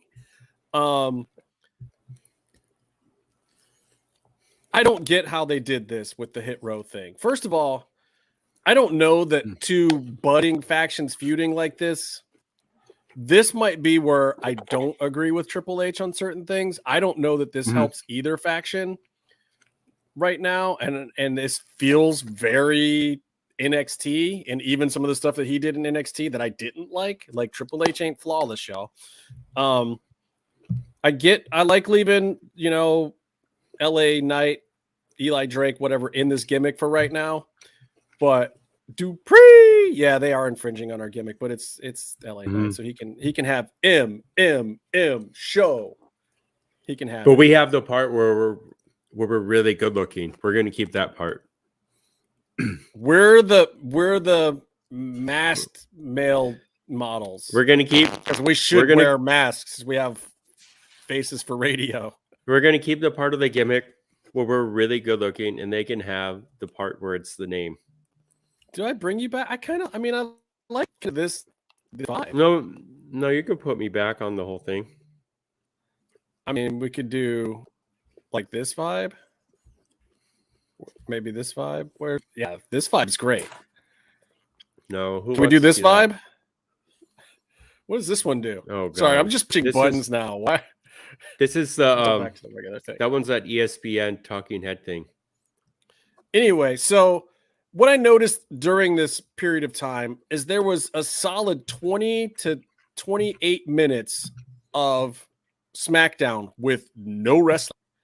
We have a rap concert, which was fine. But I don't mind them doing this gimmick. I like them doing the rap thing. But first of all, the problem is you got to let Maximum Male Models get more heel heat and reintroduce themselves. This is the first time they've been out in the ring as a faction altogether ever. Let Eli do his thing and get some serious heel heat, then have these guys come out and then do the rap segment next week. It was too hot-shotted, too much all at once. We haven't established MMM as the heels yet enough. And that was my issue with this, because I like what Hit Row did, but I thought it was premature because you haven't established the heels enough to get over the faces doing some cool face thing. We need to establish the heels first. We need to make everyone hate the heels first, and then they in turn will make everyone love the baby faces. What do you think about LA Knight trending every Monday when Max Dupree shows up on TV? Dupree, but LA Knight trends. And what do you think about that? There's a reason. People are trying to say they want H to do the H branded H things. That's what I mean. People want Triple H to do the H things the way that H did them before. But Triple H doesn't want to. Triple H wants to do some things that way, but other things he's fine. And I've noticed a couple other things too that I find very interesting. Cross hasn't gone back to carrying Cross WWE on his socials. He's still Killer Cross. They're still put out more packagey, Crossy promo type things on his socials. I don't know that he might be making a smart move where he's allowed to kind of keep his social, and they should. If anything, I would let Cross do some of his own promo work purely on his socials. Let him do that, or help him do that even. They were doing that at Impact, and it worked great when they first started the very first version of the Killer Cross gimmick as opposed to Kevin Cross. I hope it keeps going, and I hope it's not just a waiting till certain things time out and then he flips the sign on his socials again. I think he should leave it at Real Killer Cross. And I think that every performer out there should keep their socials to their own personal branding, like what Natalia's doing as the Neidhart sisters branding or whatever. And you can get away with more. It's what are they going to tell you? You're a fucking actor on TV. You play a part, but then your socials should be able to be a different extension of you. But also, you can't take the name of the TV show. Keanu Reeves shouldn't be tweeting as Neo or John Wick. He's tweeting as Keanu Reeves. I think that wrestlers need to start doing that more too. Anyway, speaking of Cross, we get to the Cross and Scarlett chosen on promo. I love that they chose you and they were wrong thing. I like that Cross only got time in a promo this week. It makes you want it more. It makes it seem big time. And I even think they obviously have something planned for right now. We can talk about that a little bit because I think I know basically from what's going on what's probably going to happen. But I would love to see if they're not going to strap him up right now. I would love to see them cool him a little bit and to see him stalk a little bit backstage, where he's at SmackDown or Raw every week, or maybe even mix it up. Like, I know they just kind of did some of this with Dexter Lumis, and we'll talk about that in a second. But I love if they had Cross showing up at all three brands, including NXT, not necessarily putting him back down there, but just had him stalk every now and then, where he just shows up in the back and he's looking for somebody, or he puts an hourglass on somebody. Like, lay out Cross's programs for the next year. Have him go down and put a clock on Braun Breaker. And then when that dude comes up 2 years from now, cash it in. Don't even cash them all in now. Have him drop some teases on some people. Have him go attack some random people. Yeah, and it is. I agree with you, Rebecca. The Dexter vibe is a whole different thing, and I'm about to talk about that in a second. Anyway. But this would also be more, you're planting seeds down the road. Now you have something for the video package. Now you have history and background. Right. And why not? I mean, I think that's what the character needs, and you want it to get over. Like, half the fans get the Cross thing, and half of them don't. Like, I'll be realistic. Johnny Gargano is more over than Cross. That was a huge return. People recognized him. You know, some people recognized Cross, and he was good. Like, he popped the crowd, and he's the right guy. But, you know, Index, I got to watch now. James is going to make me fucking watch NXT, you son of a bitch. I already watched Impact this week. I got to watch fucking NXT, and I'm going to AEW tomorrow. You guys all better watch Dynamite and see if you can see me in the front row. It'll be really interesting to see if you see me. Bring a sign. Fuck a sign. Bring a sign. Fuck a sign. Anyway, I'm going to be incognito. You might not even notice I'm there. The 5-way for the seed title shot. Sammy super over in Montreal. Still just doing clown bumps at first, which was like, but then I love the fact that he got the comeback and everyone's thinking, but dude, I got to say this. I don't know why, but Sheamus was over in that room from the beginning of that match. That place in Montreal loved Sheamus. And I don't know if he's got some history there that I don't know about, but it's going to be, I don't know if it's going to be a better looking version of Where's Waldo game, but it's going to be one.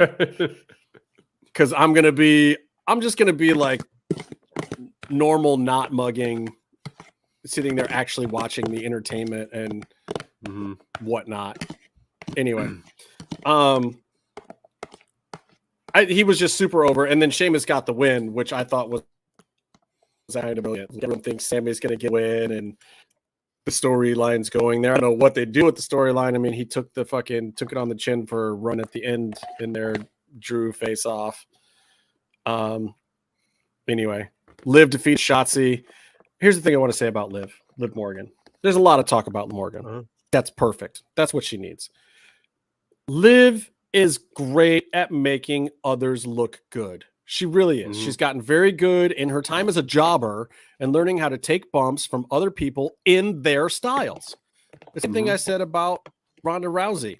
And if you look at early Shawn Michaels, and I can't believe I'm comparing Liv Morgan to Shawn Michaels, but I'm actually doing it.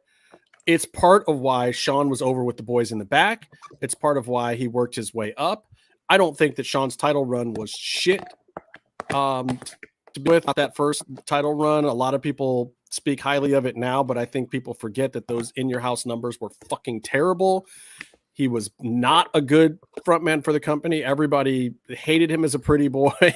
Shawn Michaels was not over in that first title run. I don't care what anybody's, not with real wrestling fans. He was over with casuals and some of the ladies and whatever, but people hated him and started tuning out. It wasn't until Undertaker and Brett and came back and a bunch of other shit happened that, and the Attitude Era kind of started.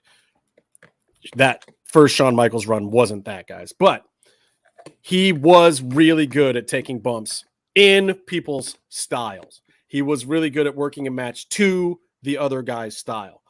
I have noticed that Liv Morgan, because she's jobbed out for so long, is great at that too. She made Ronda look good because she worked completely Ronda's style. She made Shotzi look good.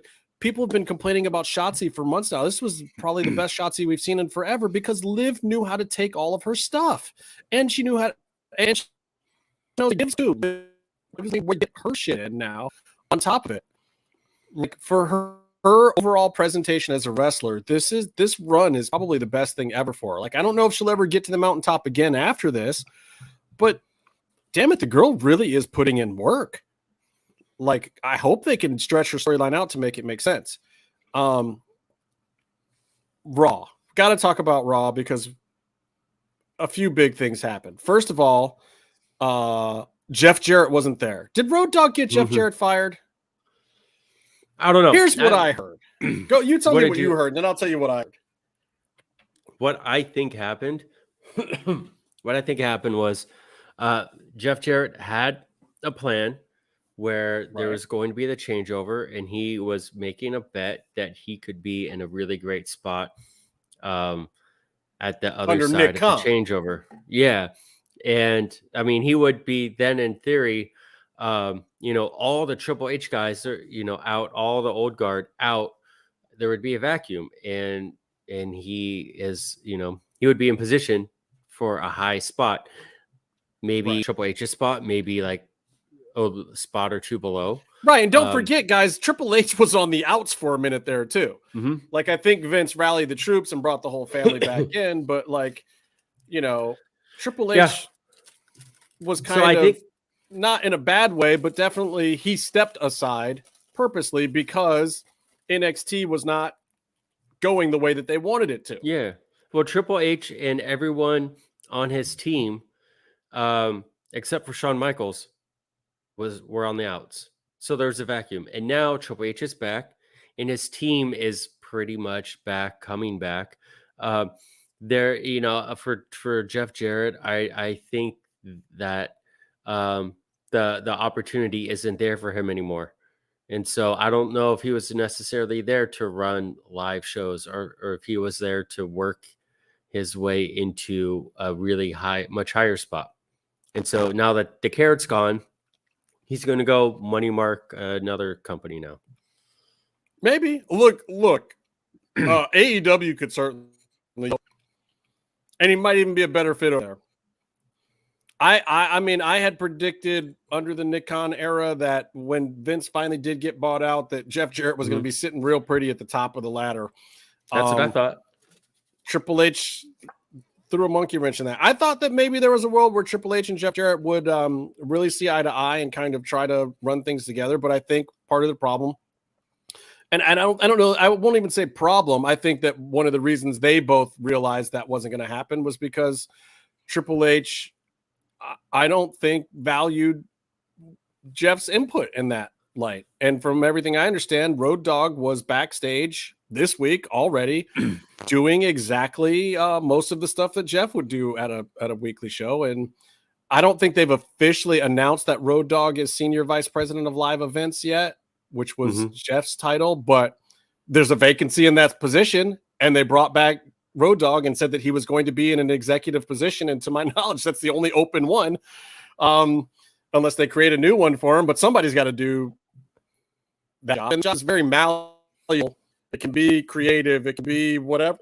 Traveling shows, house shows. It can be just promotional. Like, it's a great executive position because it's another one of these titles like Triple H's title, which is, executive VP of talent.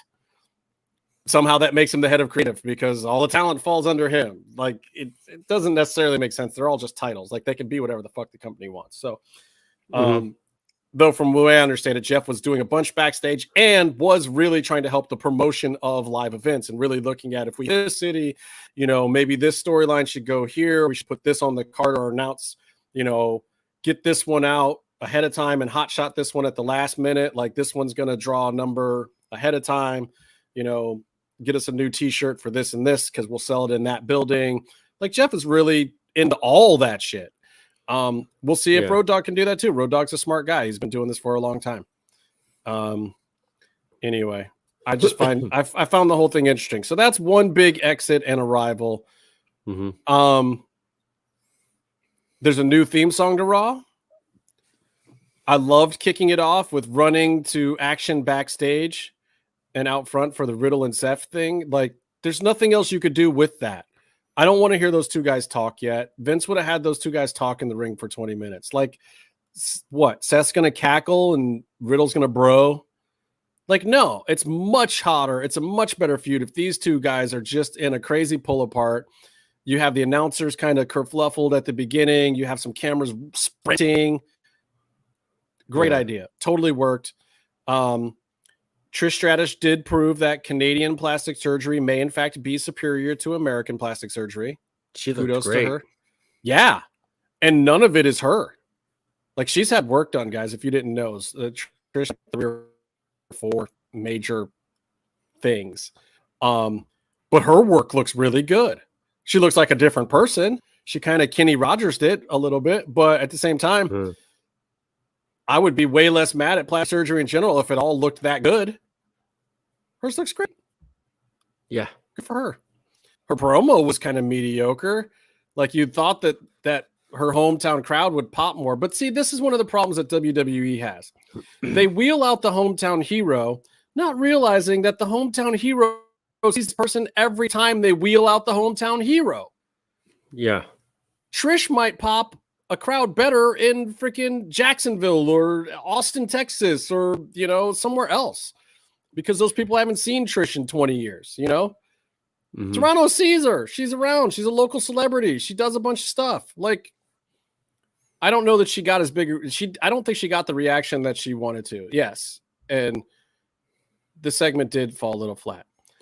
Well, it's because the only exciting thing that would have happened out of it, is if she actually, when she got heat in the segment, was when she took her jacket off. You could see, but also, like, she was about to fight, right? And everyone's like, "Oh, I'm happy to see this," and then she didn't, and and they never paid it off. Like, if you're going to come out of your jacket, throw a punch or something. But she has had a lot of reconstruction here. I don't think she wants to take even a worked punch. Here's the thing. I know this is going to be a very paint by numbers segment. It was. I know this is in super bad, poor taste to bring this up, but I got to tell you, when I saw Trish, the first thing that went into mind was, what did that poor woman have to do for Vince to get her spot? I cannot help but to think that, and I know that that's a controversial take to a certain extent, but I refuse to believe, from the stories that have come out and the things that I've heard, that there were women getting over the way that Trish was without playing ball with Vince. Like, I feel like Lita was probably put in some uncomfortable situations, but I don't know that she had to deal with Vince directly. I think she just was over enough on her own and popular enough, but Trish got the push. Trish got the rub. And I just wonder, like, I can't help it, but it's like, man, we've heard about a lot of the stuff that Vince has been caught for that people didn't go along with, but how much were people like her forced to go along with? How many stories are we never going to hear from people that aren't going to tell them because they did go along with it? And I have no reason to believe this whatsoever. No rumor mill, no rumor factory. I have no reason to believe that Trish was one of those people that did. I just think back to that specific time when wrestling was the most carny it had ever been. Mm-hmm. Vince is a newly crowned billionaire. All the boys are making millions for the first time. Wrestling is literally in its heyday, and also treating women like absolute pieces of crap. puppies matches and bra and panties and every girl, like bad stuff is happening at indie shows. I know, like, trust me, guys, I was going to ECW events and WCW events, like the stuff that was happening with rats and this, that, and the other thing, super gross, especially standards. Like, you not. And I just look back to all of the stars from the era, and I'm just like, fuck, what did Vince do? And it may have ruined it for me forever. Like, I seriously thought that when I looked at Trish Stratus this week, and I was just like, fuck you, Vince. I bet that poor woman was in a terrible position, and I don't even want to know how she got ahead. You're talking about what we didn't see. We definitely saw a lot on camera. You know, well, exactly, and that's what I'm saying. Like, and if you saw that on camera, like, if he was willing to push it to those limits on camera, we know a lot of the stuff that he was doing backstage from the people that didn't go along with his shit. What? Like, there, anybody who thinks that there aren't other people that had to do things for Vince to get ahead is crazy, because there's no way he would have put other people in positions. And we know that one female wrestler went along with it and then changed her mind. And then that's how that whole thing even became a story, because she said no after having already done some stuff. Like, how many people just went along with it for maybe years? And I'm sitting there looking at Trish, just wanting her to just say it all. Just tell us all this stuff. But she can't, because it'll make her look terrible, because she'll have to say, yeah, but I went along with it. If that's even the case. And again, I'm not saying that that's actually the case. Yeah. Anyway, so let me move on to some of the more interesting things. Sky and Kai defeat Asuka and Bliss. It's a whatever. I'm excited about that match. I saw some highlights. It's getting Io Sky and Asuka in the ring is kind of a big deal. They haven't done that in but they did. But it was a teaser. It was a teaser for it. Like, you got maybe 45 seconds of it. It was fine. There's nothing wrong with it. I'm just saying there's no headline there. It is the match that you think it was. Bailey was on this show way too much again. Not her fault. It's a fucking 3-hour show. They got to do something about that. Or, you know, and I think Triple H he's bringing in more talent. That's all you can do, really, is fill up the roster. This particular show, a lot of people couldn't get into the country for one reason or another. I get it. But there was a lot. There's like 5 fucking Bailey segments. It was crazy. Finn defeats Dolph Ziggler. Hey, I have a question for you. Yeah. What's up with the cargo pockets on Bailey's pants? It looked like she was wearing like pants, like that you could put an e-brace or whatever under. But then it looked like she had like army surplus pockets sewn onto them. Yeah, but that weren't real pockets. I agree with you. I don't know what's up with that, but I'm going to investigate. Yeah, ask questions. I'm going to ask questions. Is the problem because Sasha's wardrobe person that used to also bro out Bailey isn't there anymore? Is Sasha's wardrobe person gone? I thought he was there. I thought also she's coming back. I mean, why wouldn't she? I don't know. Well, they certainly have an opening in this tag team slot now if they wanted to slide them in. Anyway, Finn defeats Dolph Ziggler. KO defeats Chad Gable. KO super duper over. Like, Bailey defeats Aaliyah. Graves and Saxton were better than the match, by the way. When Graves said, "I will punch you in the throat" to Byron, and then Byron was like, "I wish you would have seen you wrestle." That shit, just like, those two don't ever go at it, and they're finally all being let off the leash a little bit. And I think Jimmy was just kind of like, "The fuck happened right here?" Like, Jimmy, I don't know if Jimmy that was shoot heat or what was going on, but I like seeing Byron Saxton not just be a fucking gumdrop. Like, let the dude. Yeah, we've been listening to him be the pussified bitch boy for how many years now? Like, to the point where most people don't even know he's there half the time. Like, let the guy have some character. Let him have some gumption. It'd be lovely to see him just smack Corey Graves one time, because Corey Graves was a mediocre ass wrestler in my opinion. Yeah, he had some moments. Of him as a wrestler. He had some moments, but I wasn't either. Wow. I like him way better now. To tie this into, definitely way better now, but to tie it into the beginning to bookend this, he always, to me, came off as a second-rate CM Punk. Absolutely. He always was trying to be. And he still is to a certain extent. He just gets more mic time. And just like that, you think like it's important? Well, yeah. Actually, it does. If you can work that microphone, that's as good as it's money in the bank, man. Just like, Mox said, the titles don't matter. Guess what? No, they do. You get more money. You put asses in seats better. It helps your brand. The titles actually do matter, bro. Sorry. Yeah. Anyway. And having two of them doesn't hurt either. Anyway, what else happened? Okay, so we get to the AJ Styles versus Bobby Lashley and Machampa. Miz and Ciampa. Those guys. KO that was a great moment for KO. I don't have anything to say about it other than it was great. It was exactly the entertainment you expected, and you actually got it instead of something stupid. Though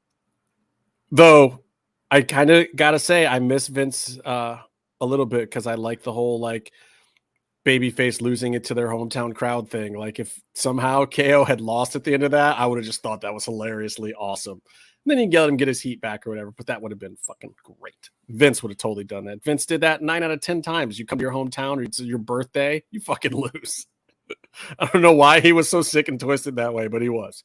Yeah. So anyway, the match, whatever, blah, blah, blah. AJ gets attacked by some rando on the other side. And you think that's the angle because it's all the Dexter Lumis stuff, which we now know is Dexter Lumis. And we know it's a work, not a shoot,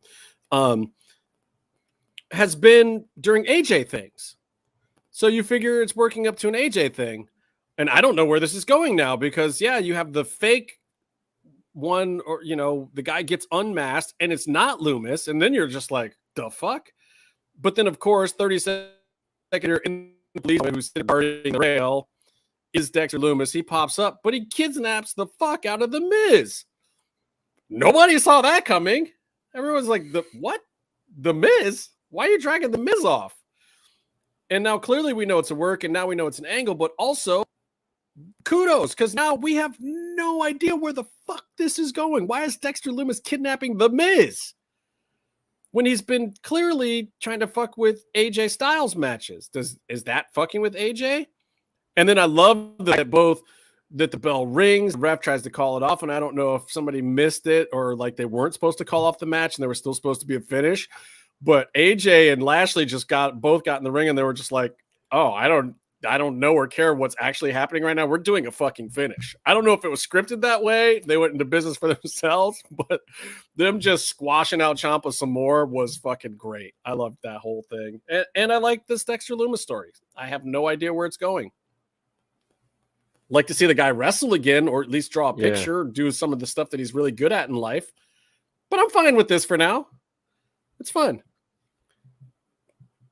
What does this say? Yeah. Read that to me, The Byron. Mercy kidnapping.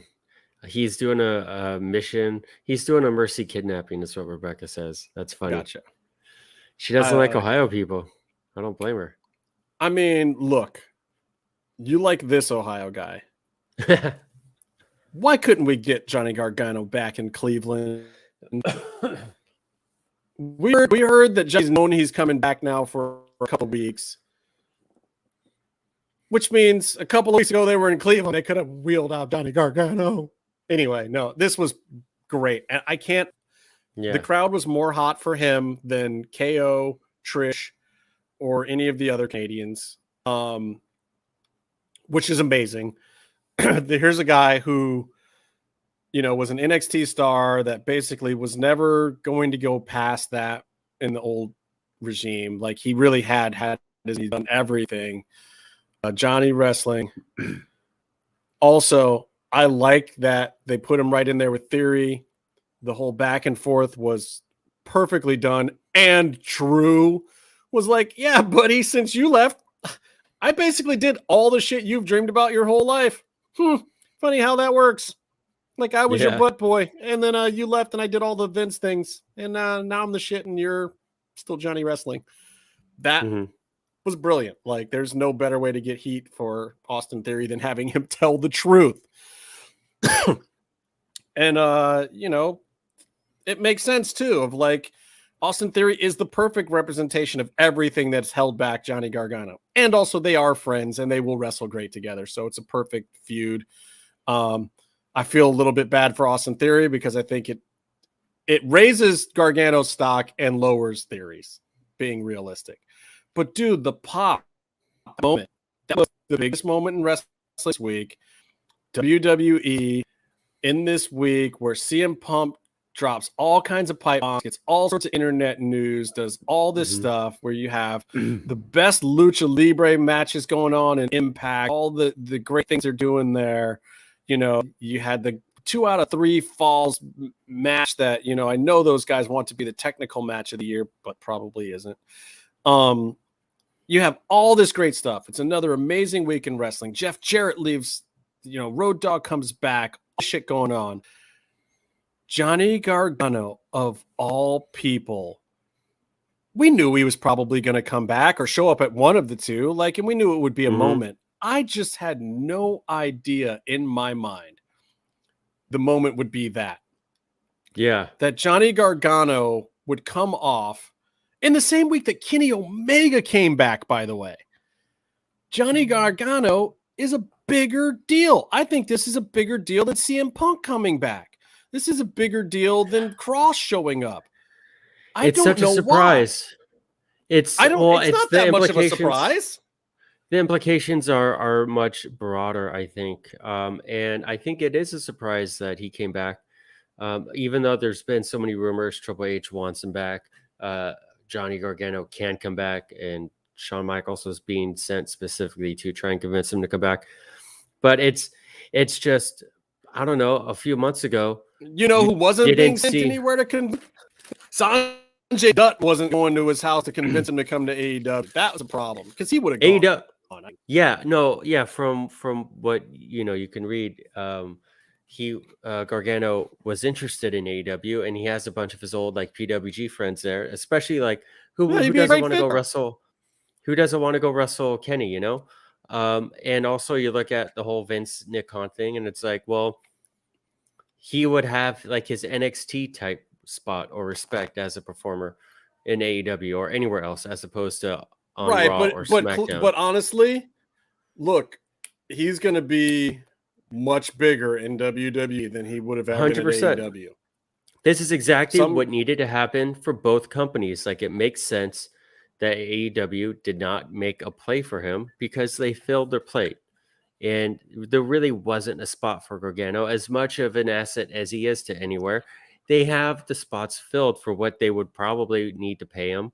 Absolutely. They want to be able to get, there's already a. But here's the thing. I think WWE with bringing Gargano back is putting AEW on blast now, because I think part of what Triple H is saying is like, look, remember when you kind of beat NXT before? Well, that version of NXT is going to beat you in the end, because now I can do the stuff that you're doing. I can still have the indie cred, the darling cred, do it bigger and better, give those guys that the people champion a shot to live out their dreams, because they all wanted to be WWE champion. You can't go to Orange Cassidy right now and say, hey, Orange, if you could wrestle for the WWE title at WrestleMania next year, or you could stay in the mid-card at AEW and be everyone's favorite, which one would you want to do? Just like why Freddie couldn't keep Cross for his promotion and knew it. Like, can't tell Kevin Cross, hey, bro, be the king of the indies is the better thing. Like, and as much as Cross always said that, yeah, Lucha Underground would be the place that has my heart, Lucha Underground didn't do shit for Cross except get us. You know what I mean? Like, the fact of the matter is, and his loyalty was still there, but at the end of the day, no, man, his loyalty should be to exactly where he is right now. He's in a freaking top level program with Drew McIntyre and Roman Reigns. Yeah, that's the dream, guys. That's the dream. Yeah, and I think Gargano, Johnny Wrestling as well, he is a WWE product, NXT, but he is a WWE product. He all the fans know him. He has shaped his character and his style and his skill set and everything that he does to that type of presentation. And it makes all the sense in the world. The best option for him was to do his thing on Raw and SmackDown. And now that he can, even if AEW wanted to make a play, I don't think for someone like him, for a star of his caliber, I don't think they can give him what WWE can. Now that he can do his thing, now that it's not, the rumors of Gargano and Adam Cole coming up to the main show and being managers, like now that he could come up and still be a wrestler and an entertainer. Right. But also he showed that he could cut a promo too, because sometimes his promos were weak sauce in NXT. But it's a different flavor of promo up on the big show. But this was it. He nailed it. But he could do, but like he showed, like he was in NXT so long that he ran out of stuff to do as a wrestler. And so he did other things, like when he was hurt, he was a producer and he learned. Right. And so like that also makes sense, like for your career. Look, the guy is here to stay. Like he's gonna walk from here all the way into the Hall of Fame. He had a faction. He was doing the John Cena of NXT thing where you come out, do a promo, and you carry large segments that aren't even wrestling matches that get other people over, that carry other people into the show. And it's just he could do every facet. The only thing he didn't have was Austin Theory's physique. That's all he doesn't have. His height. And honestly, putting him in the program with Austin Theory is great. The whole thing is great. Johnny Wrestling and Baby Wrestling absolutely win the week. Like that chant, the fact that Toronto even gave him that, like he's not your guy. But apparently he's everyone's guy. Johnny Wrestling, Johnny Gargano, Cleveland Boy is the thing that wrestling was missing. And he might be the thing that really puts the nail in AEW's coffin. Because honest to God, you've got Johnny Gargano over there and you start building stuff around him. That is now a whole segment of your show that will appeal to the AEW crowd. Yeah. And then what do you have? And if WWE starts doing that all better and starts bringing in a couple of other guys and some other indie darlings and people that are like this. They already have them. I know they have a bunch of them, and I think they're going to bring in more. I think they're going to. I think Triple H is going to bring in a couple of these other guys once their contracts are up at AEW, or some other ones that make sense that are out there or up and coming. Yeah, he's going to get a few more, and he's going to build a thing around it. And I think that thing is going to illustrate that you don't need AEW. Doesn't mean that you can't have AEW. Doesn't mean that AEW won't still be there. But I think it's going to push AEW back further and further, and I don't want to see that happen necessarily. I'd rather see AEW also get better, but Triple H has a clearly winning strategy. He's going to keep some things around. He's not getting rid of all the Vince stuff.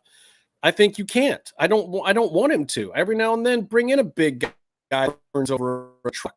Like the Brock and Roman match at SummerSlam was great, and that was pure Vince. Even though it was Triple H doing that one, like turning over a ring with a bulldozer is 100% of Vinceism. Like you still need those things. You need it to be big, dumb wrestling. You need some Saturday morning cartoon aspect to it, but also give us Johnny Wrestling in the show. Yeah. Give Cody his babyface run at the top, but then also let's maybe have Johnny Wrestling take it off of him. Like there's so many possibilities. Let's have a Killer Cross instead of a Drew McIntyre and a Bobby Lashley. Let's do all these things. Yeah, and I feel like this is correct, Rebecca. I think this is where we're going to end up. AEW is going to go backwards and start to feel more like TNA. When it was good, it was exciting. You were getting those great X Division things. They were making superstars. There was stuff to watch there. It wasn't bad, but also it was clearly not the top dog. And I think that WWE, as terrible as they've been for a few years now, is going to be in a position where they can now make good television, follow enough of the Nick Khan plan to make more money, get better TV deals while AEW is getting stuck getting worse TV deals, create big new stars because they need new stars to replace Roman that are on the same level. They haven't done it yet. And as much as I love a lot of these guys, one of them is going to have to step up. And I hope they still try with Cody. But even Cody, I don't know how long he could sustain it anyway. And I think Cody's only going to have 2 big runs on the top, 3 at most. Like Roman, they got how many out of? Like, they need another Roman. They need another Rock, another Steve Austin, like those Cena, those guys. Randy coming back. Maybe he's got another big one in him. Who knows what Cody's even going to do now? I don't know, man. This does not bode, all of this goodness at WWE does not bode well for Cody. But yeah, from everything I've heard, regardless of Triple H changing creative and doing certain things, Nick Khan is still saying, don't forget that Vince McMahon still owns more than most of the company. Nick Khan's job is still to get Vince McMahon his money. Yeah. Don't anyone doubt that. He's not stopping Triple H because Triple H isn't interfering with his plan to do that yet. And Triple H might give him something good to go on. And Triple H is also a strong personality and he's going to fight for what he believes in. But Nick is going to tell him at the end of the day, okay, that's fine. If you believe in this and that a person, that's totally fine. And we can do this and that. But can we cut some money over here? Can we do this? Can we put this person on a part-time contract? Can we do this for the marketing people? Can we get this product over here and here and here? And Triple H is going to go along with that stuff. They're still all working together. And Stephanie is there to drive the business and make sure that things actually run and to be the voice of power. That's what's going on over there. That's what's going to stay going on over there. No, I don't know if I agree with this. I think Damian has bigger upside than I ever imagined, but his knees are garbage.